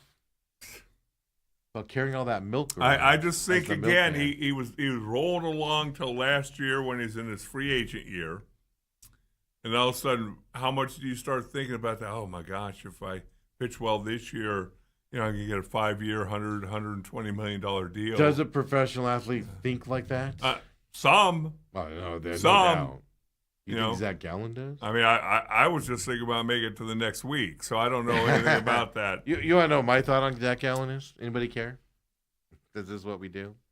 I've never thought of Zach Gallen as the number one pitcher. Even that year that he had astronomical year, got the All-Star break on, even then I was like, this is just a blip in his deal. This is like, Gonzalez's home run, winning the home run derby and hitting all those home runs that year. I don't think he won it that year, but he hit all those home runs that year. Fantastic, but that's not who you are. You're going to come back down a little bit. I think this is the Zach Gallen that you expect him to be most of the year. Just your expectations are higher because he moved himself up into what you thought was a number one pitcher. And I don't think he's a number one pitcher. I never have thought that. Well, he came up in 2019. Don't get me wrong, he's a good pitcher. I just don't think he's a number one. He's like a number 3, maybe a number 2, but definitely a 3. I think is what Zach Gallen's been. Now, like I said, he had that 1 year where he was definitely a 1. Well, I mean, 22. Was it 23? He was 12-4. Yeah. 23, it was 17-9. That's the year where they started the At All-Star 24, he was 14-6. Yeah. And his ERAs through those years, 12-4 is 2.54. Yeah. And then he was up in the 3s those next 2 And he had he usually strikes out a lot of guys. He had 4 strikeouts. He's not striking out. Right. He's allowing guys to put balls into play, and the balls are landing where guys aren't at right now and stuff. Yeah. Whereas before, he would strike out more guys and stuff to that. And what I can't figure out is, has he changed his style of pitching? And I'm going to use the term losing. Or is something going on with him to where he's losing what he used to be able to do? Right. Which is fine. You just have to adjust at that point. But I mean, 7 earned runs yesterday tied to him, 4 2/3 of an inning on top of it. It's alarming at this point. And now he had a good start before that, in the run of good starts. But the amount of people that follow the Diamondbacks intimately. Now, I'm not talking fans. I'm talking beat writers, etc. There was one yesterday that flat out said, you need to go, like in the second inning, you need to go get him out of this game. He doesn't look comfortable, and his velocity's down. Flat out said it. His velocity is down. There was another one that said that, he just doesn't look well out there tonight. And it was early in the game. It was earlier than when they took him out. I don't know. It's just weird to me. Yeah. It might be the pressure, like you said. Well, I got to pitch well also to get this big contract. Yeah. Otherwise, I'm gonna, I'm gonna make less money next year, and even less money. Well, and you're going to get signed to 1-year deals, and it's going to go down rather than that 5-year whatever he was hoping to get. Yeah, at 30 years old, you want that 4 or 5 year deal. Yeah. Get through your prime there as well. But that's the concern I got. Brendan Pfaadt came in yesterday. I even saw a couple people float the idea of, if Zach Gallen keeps pitching like this is several outings now he's done. Like I said, he's had a couple good ones. His last outing was 6 innings pitched and had a good outing there. I saw a couple people say it might be something where Pfaadt goes up and takes his spot. Make him maybe have Gallen take a day off in his Pfaadt comes up in his schedule. And I saw some people float that it needs to happen before the All-Star, or around the All-Star break is where you would make a move like that. On top of it, it's just alarming when you see velocity concerns and continued struggles. Like I said, he's had some good outings. But he's definitely, him and Kelly are the two guys, which is weird because those are the two guys you expect to be staples and out there. But I am legitimately concerned about Gallen now. And here's the other side of it. If he continues to pitch like he did yesterday, the team's going to, on the days that you pitch, the team's going to be like, yeah, we're giving up 9 runs here in the first inning, so we're just going to take it off today too. Well, it still doesn't absolve the Diamondbacks hitters from scoring runs. What do you mean? Ketel Marte's down to 208 right now. What do you mean? Is that good? It's like one thing takes the attention away from another thing. We have the ability to focus on both things here on this program. Yeah, what's up with the hitting, man? Now, Gore's a good pitcher. He's got a 4.5 ERA, but he's got the ability. But, I mean, he should not have shut you down like he did yesterday. As well. I mean, Perdomo back to 0-3. Carroll's waking up. He's 1 for 3 yesterday with 1 walk. But you're seeing him get back into the motion here as well. But Perdomo got pinch hit for by Tawa late in that game as well. Arenado, I like his approach at the plate as well. He's batting .267 for him. But I mean, you pinch hit for Perdomo, who's batting .223, not great. For him. And you brought in Tawa, who's batting .152. on a day when nobody's hitting. I will say this about Arenado. Saw him make a tremendous double play out in the field. Well, you brought him here. They've said when they signed him, we don't care about his bat. We hope his bat wakes up, but we don't care about that. He's here for the defense. Right. I kind of mocked that a little bit because I'm like, yeah, you better care. But even Gabby Moreno coming off of the injury stint, he's struggled since he's come back. There's something about Diamondbacks when they come off of the injured list. I don't know what it is, but they do not come back like they're ready to play. It takes them a while to ramp up when they come back. Is that the point of Reno in rehab games? Do they do anything different than the other team does? That's why I can't figure it out. Moreno's batting 203 now after 0-3 yesterday as well. Yeah. You know who wasn't? Fernandez, by the way. 274 after going 0-4 yesterday as a DHer. So I don't know. Look, go win this series today. Ryan Nelson's on the mound today. And by the way, Ryan Nelson isn't somebody that I think he's going to go out and have a great game every time he pitches. It's just, I know what Ryan Nelson is. He's going to have games where he's going to get blown up on. You just don't expect that from Kelly and Gallen. Well, that's the difference. That's why I'm more concerned about those two. It's because Ryan Nelson, we know he'll go out there and throw a stinker, and then he'll throw a good game. Gallen and Kelly, you don't expect these stinkers to be hitting us like they are. Right. That's why there's a little bit of a difference as well from that side. So Dale, are the D-backs going to win the series today? Let's Ryan Nelson see on the here. mound.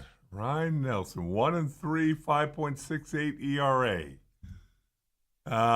But he had those two games where they left him out there like 2 innings, or what was it, 1 inning, and he had 8 runs in that point. I think it was a third of an inning too, wasn't it? Right. So I mean, his ERA is kind of up there, but he's had some good starts here. I think the Diamondbacks find a way to win. If not, Kumar Rocker could throw some nasty pitches. It's going to be. If not, then there's going to start to be a little bit of whispers and worries. I'll say this: before the Texas series, I did see a lot of people say this is where you have to start sweeping teams. Yeah. Well, just make sure you win every series, then you sneak a sweep. I never tell people you have to sweep because sweeps are hard to do. Yes. At least win the series. Rocker today, I think he's 1-for-4. 5.01 ERA for him. But the way they're hitting, everybody looks like Cy Young out there.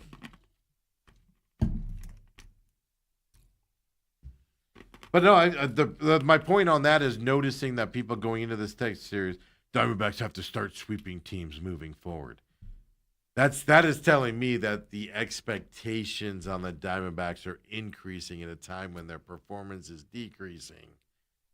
And you're looking at the schedule and people are being unrealistic that the Diamondbacks are a 500 team.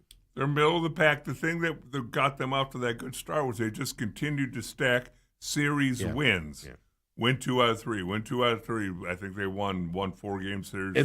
But even then, they would lose the game 13-1, and McCann was pitching, and then they still win this series. So you could forgive those bad outings and stuff to that. But I think because of the way they start, I think people's expectations are moving towards the Diamondbacks are better than what they are. They're a 500 team, right?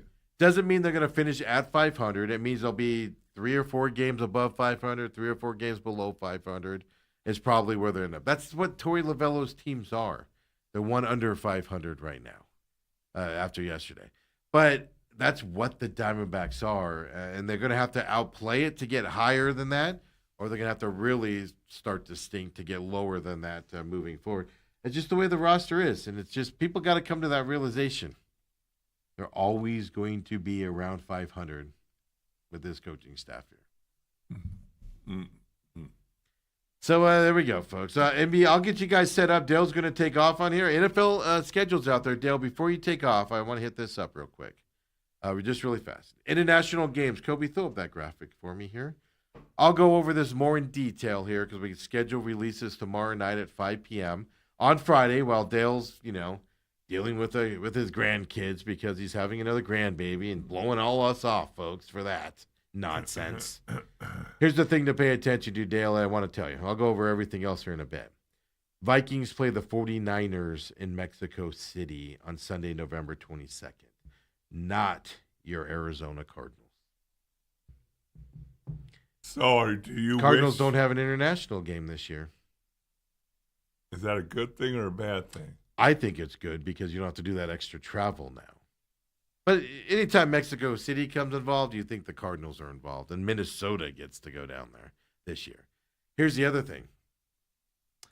I've seen a lot of rumors on the Seattle Seahawks matchup on Wednesday night. There's basically 4 teams because they've already put out the other good teams. Usually, when you win the World Series or win the Super Bowl, Right. you play a good team to start your season. Patriots are still available for that game. I think it should be the Patriots. Do a Super Bowl rematch Wednesday night. That'd be fun. Cardinals are in play for that game.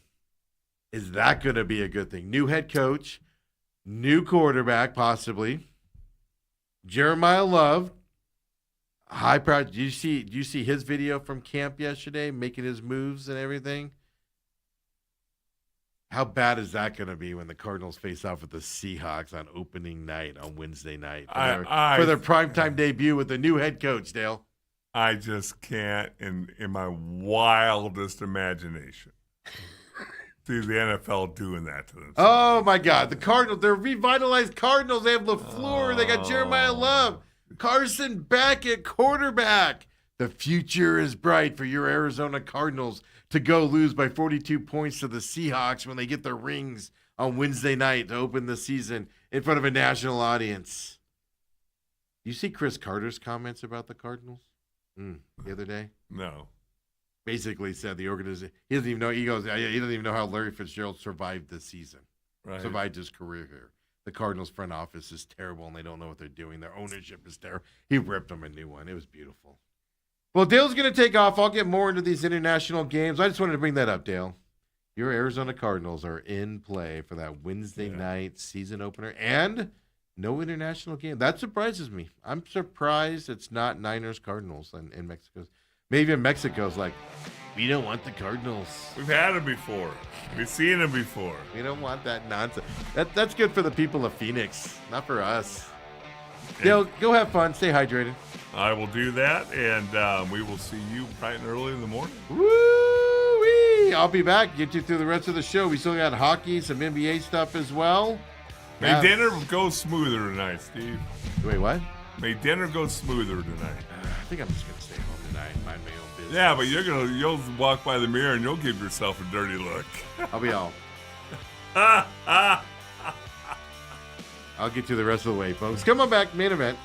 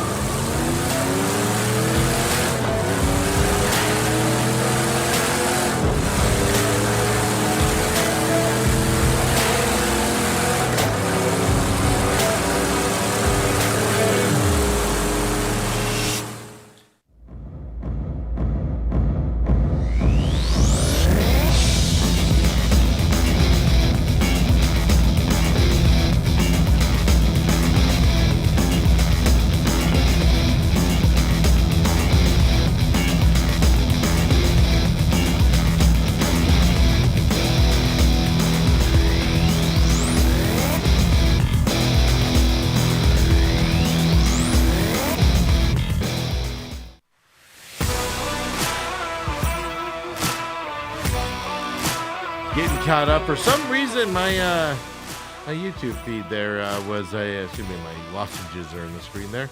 For some reason, my computer was running slow. I think I need to restart. I just leave it on all the time and close it. I think I got to restart it. It's running slow here on the chat here. From the YouTube page, don't forget, follow us, TME Media AZ. Share us with your friends as well. Live, McCollum on Business, the main event, both live here. Monday through Friday, 7 a.m. for the business show, 8 to 10 here for for the main event as well. Everything's on demand here as well as on Rumble, including the Real Matrix over on Rumble as well. Rumble.com/user/TME Media. Follow TM Media AZ as well over on X, TME Media AZ. It's our parent company. We're getting up there to getting it up and running to where we'll post stuff about what we do around here. But like I said, you want to follow the YouTube page because we'll do some shorts, some reviewing stuff, things that we, don't need to be made into a 30 or an hour long, TV show or anything to that effect. We'll kind of do that stuff on there as well. So you want to follow it to see all that stuff and everything. So getting caught up here on the YouTube page as well. Robert says, if you're not married to them, never apologize. What were we talking about when you put that in there, Robert? He said some would say Helly got his degree after playing 17 years in the NFL. Yeah, School of Hard Knocks, right, from that side. And then Robert also says, my cousin graduated from Texas. Their standards aren't all that high. I don't know. They're not an Ivy League by any stretch of the imagination, but I don't know other than that. You wouldn't find me near Austin, Texas for most things. Yeah. But he does say Gallon's velocity was down a couple miles per hour.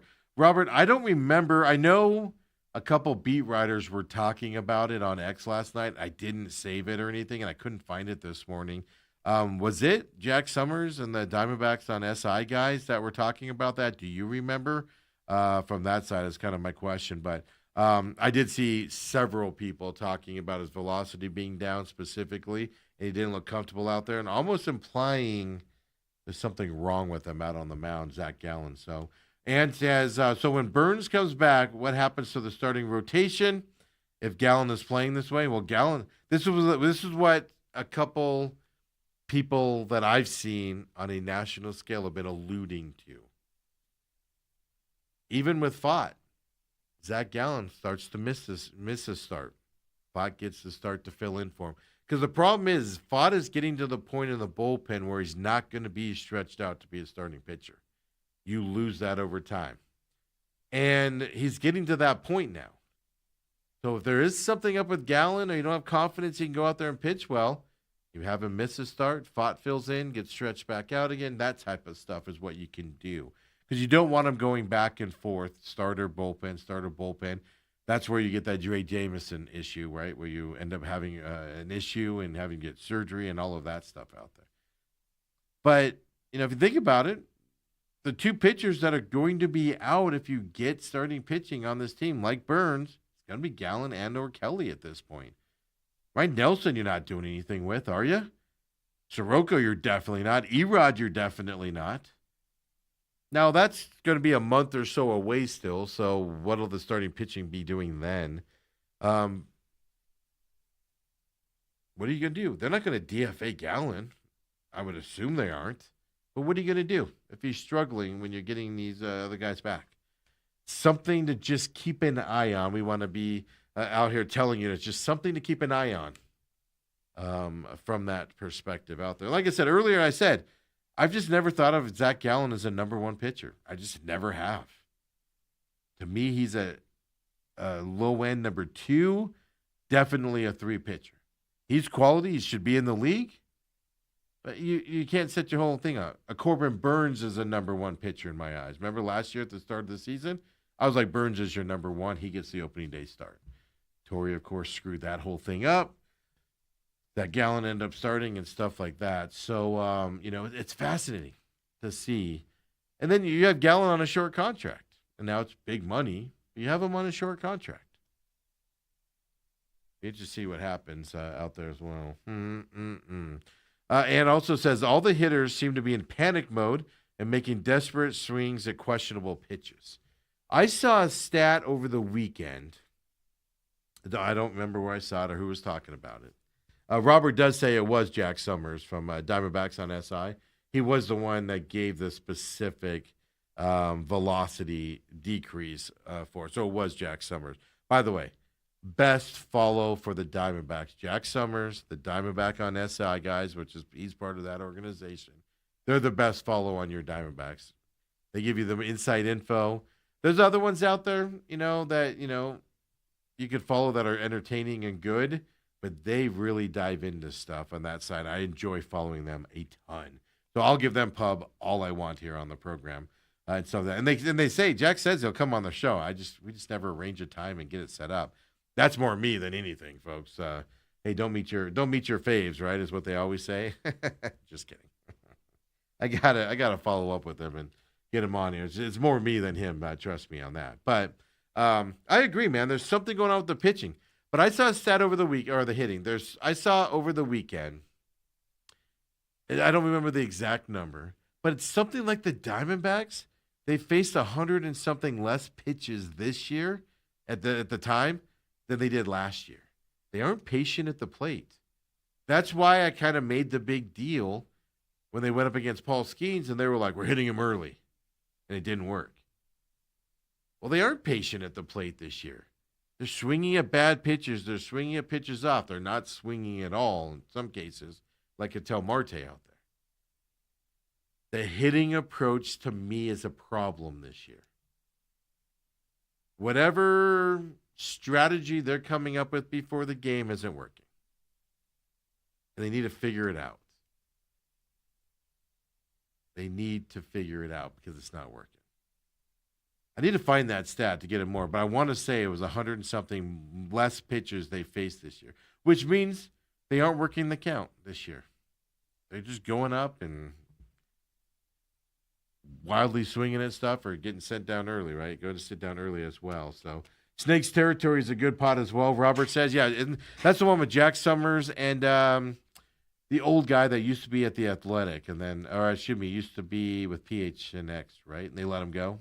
One of those guys might have been the Athletic, for in terms of the podcast, that is phenomenal as well with those guys. If you want inside D-back stuff, definitely that's the way to go for you out there. So, and I always give them credit when I use what they put out there, because you got to. They put stuff out there that's just. Because I'm not an in the weeds guy with baseball. Because in baseball, you can break down arm angle, launch angles. I hate doing that stuff. I just want to watch the game, see what's happening, and then give me a little bit of stats, like Jack Summers' velocity down yesterday for Gallon. Phenomenal. I wouldn't have picked up on that myself. And he actually had numbers on there. Give me that little nuggets. But don't get down in the weeds. I'm not interested in his arm angle is coming off at a 32-point angle, and it's usually a 37-degree angle. I'm not interested in those talks. I'm just not. I'm not. Well, Papa Mike, go have fun. He has to go take a call from his 91-year-old mother. Yeah, what are you doing watching us? Go talk to your mom, man. Come on, Papa Mike. Sheesh. Oh, Jesse Friedman. Robert said, I was wrong on that Snakes territory. Yeah. That's right.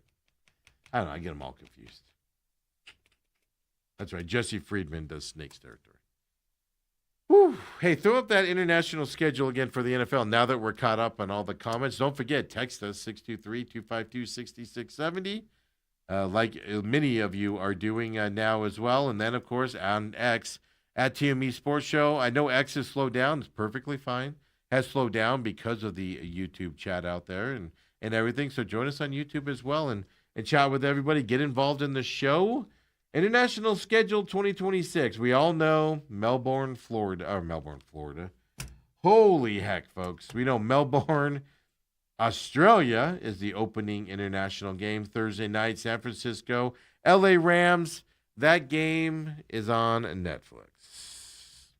You got Ravens, Cowboys coming up Sunday, September 27th. I have to switch my screen here because that's the one that's in Rio de Janeiro.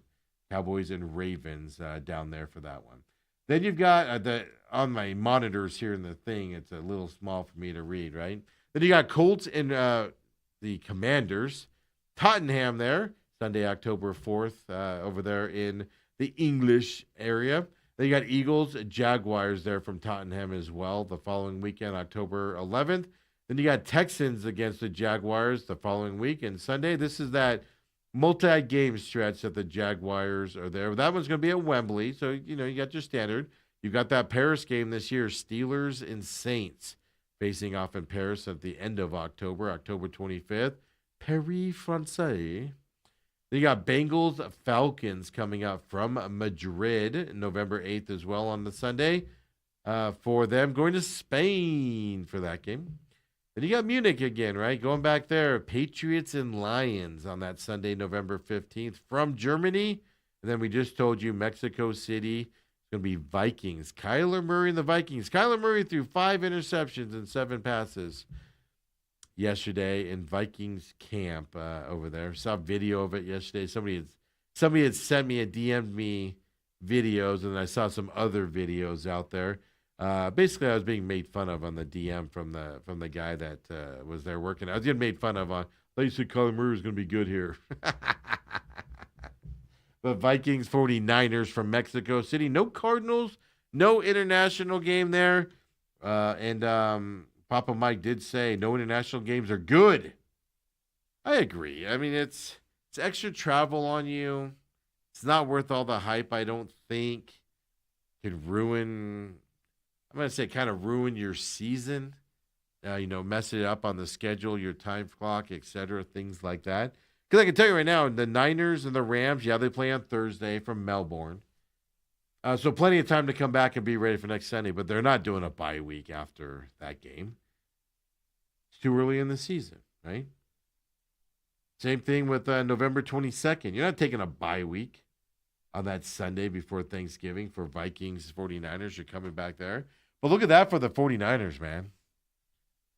Australia to start the season. November 22nd, Mexico City. That's a lot of flying for your San Francisco 49ers this season. I know we had mentioned that in the past as well. That Kansas City game, Broncos-Kansas City game we mentioned yesterday, that came out in the league.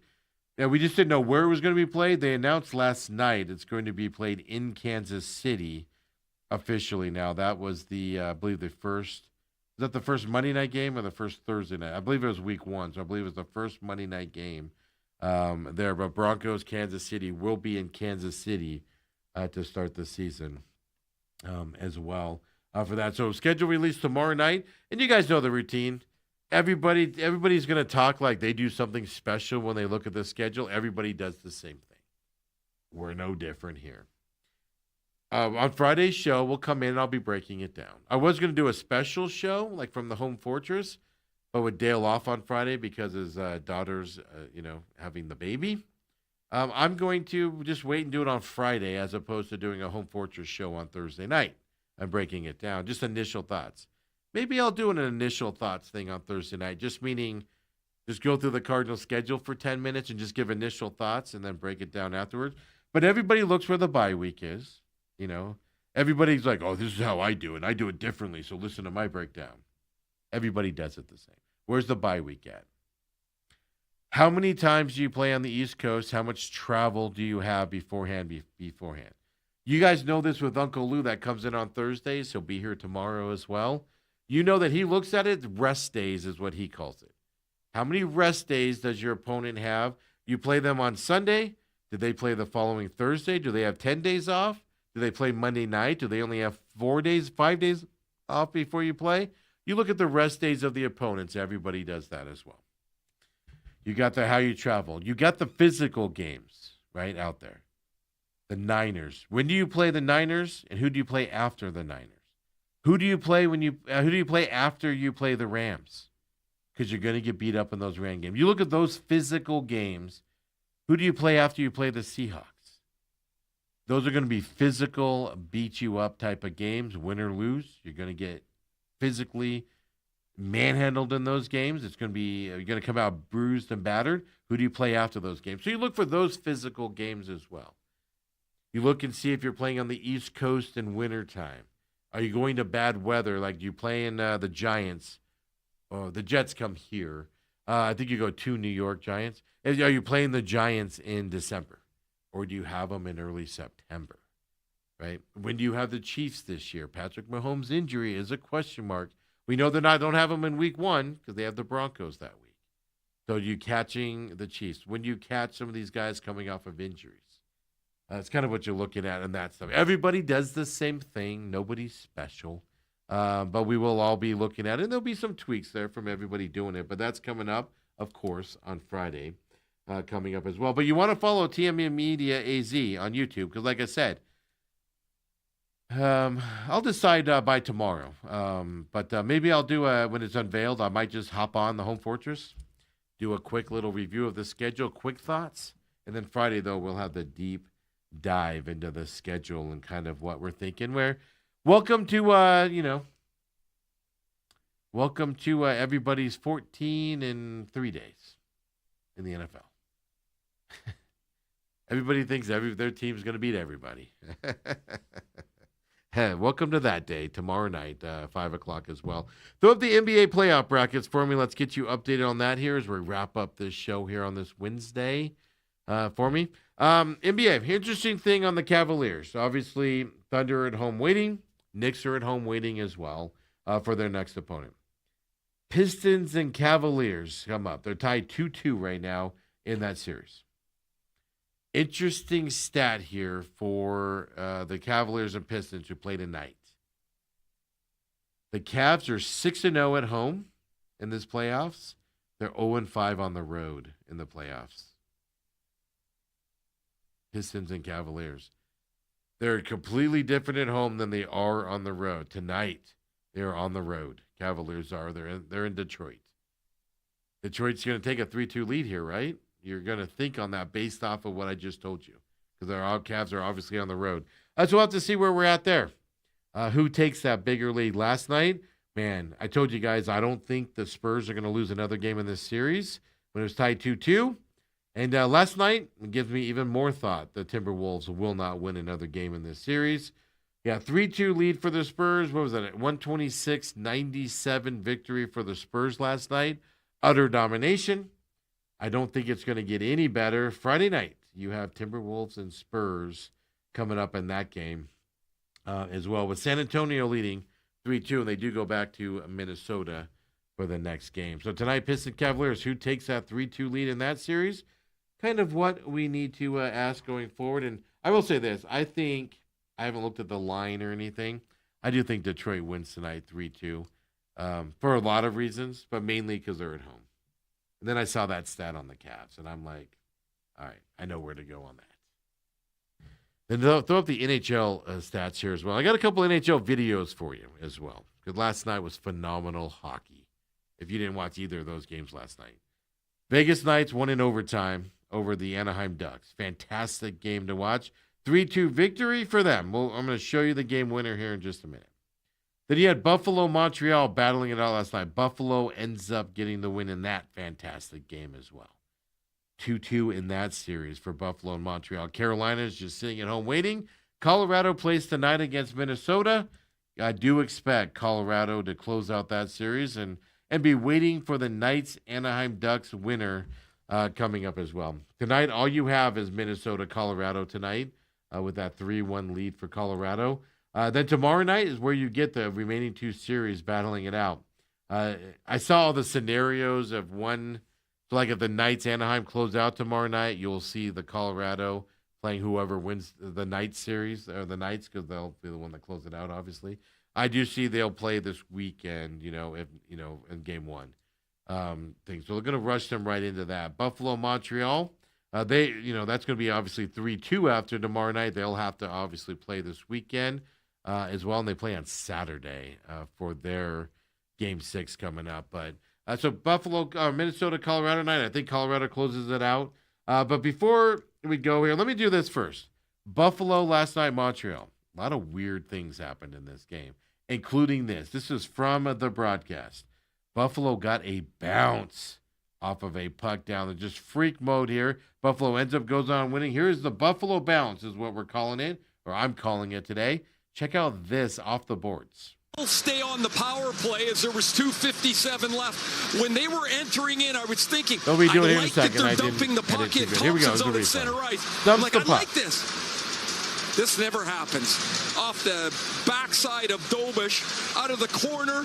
Look at this. It hits him on the top of the pad and in the net. There's several replays. You'll catch it here. This is a power off the play wall, marker. bounces up into the goalie, hits him in the leg, goes into the net.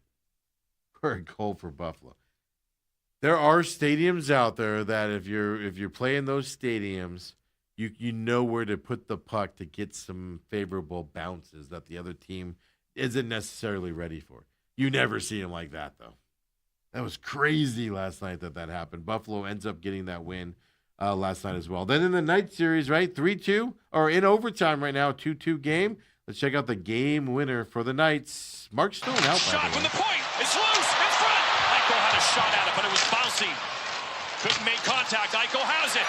Eichel looking across the barbershop. Deflection. Score! Dorothea is the hero.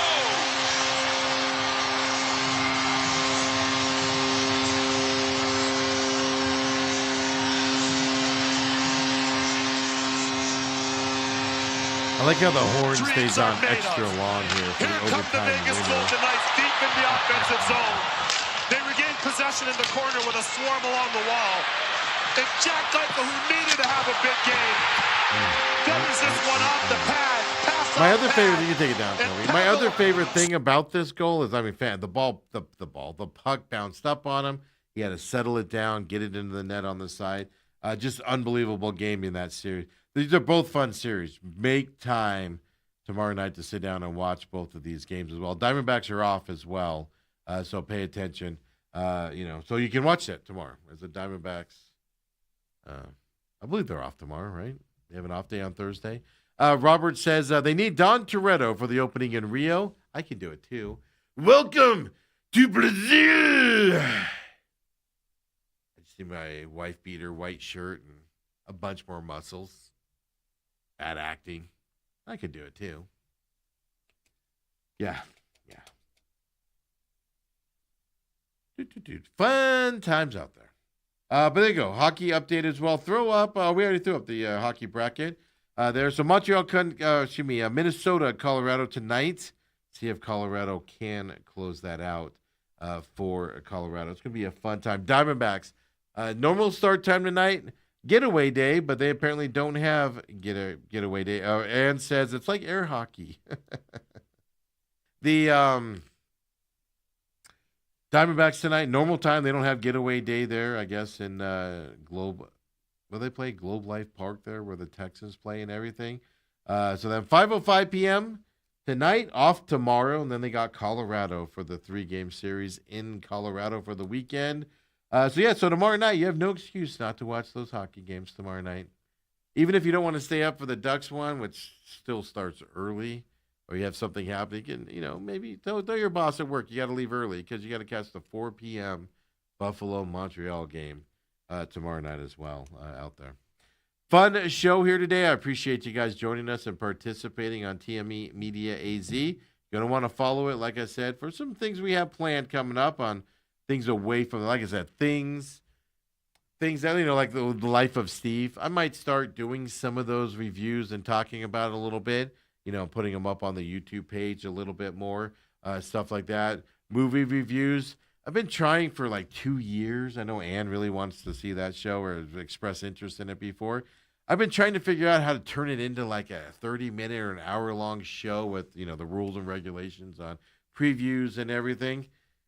And I'm making it too complicated. I'm like, I just need to sit down, watch something. I need to sit down, do a 10, 15-minute, or as long as it takes, just a quick review of it, talk about it a little bit. So those are the things we're developing right now and just shortening it up so they're not all, we don't have to stretch it into a long hour that, we're all going to be bored of here about 30 minutes into it. So we're working on all that stuff out there. I have a meeting later today, actually, on getting guests on for the business show again and moving that route on that. So a lot of changes coming up here, hopefully for the good as well. Your feedback is all important. TME Media AZ, either tag it there or just DM it. Hit me up personally, SMAC500. You can DM me as well and things. So fun times around here. We're going to change some things up and try to just keep growing and make things fun and entertaining. Well, let's go get started on that. Pit Stop's coming up later today as well. It'll be up by 2 p.m. We'll talk last weekend's IndyCar race, last weekend at Watkins Glen in NASCAR. This weekend, All-Star race. IndyCar's off. Well, they're off in terms of racing until the Indianapolis 500 in a couple weeks, but now we're getting into qualifying, practice, Carb Day, etc. The events around the Indianapolis 500 starts here in the next week or so as well. So come join me on the pit stop on demand there at TME Media AZ on YouTube or over on Rumble, rumble.com/user/TME Media as well. And of course, always on Robat TV as well. So thanks for joining us here today, everyone. Let me just check the comments here really quick as we're going off of air. My computer is going super slow right now.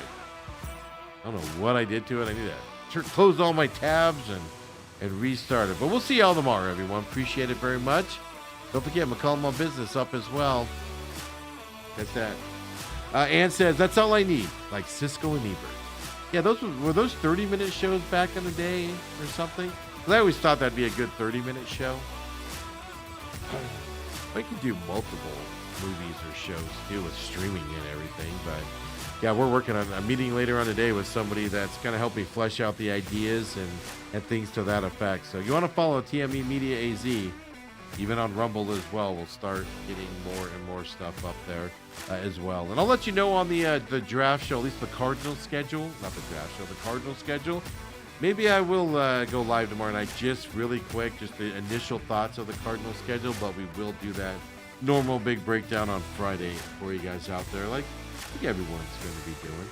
Hey, everybody have a great Wednesday. I guess it's getting cooler today, Dale said before he left on golf. And I'm like, you're golfing in 110-degree weather? He said it's getting colder. He said it's down to 100 today. I didn't check it, but stay cool regardless. I got my rental car. I'm going to go drive that thing home here after I do the pit stop. See you tomorrow, everybody.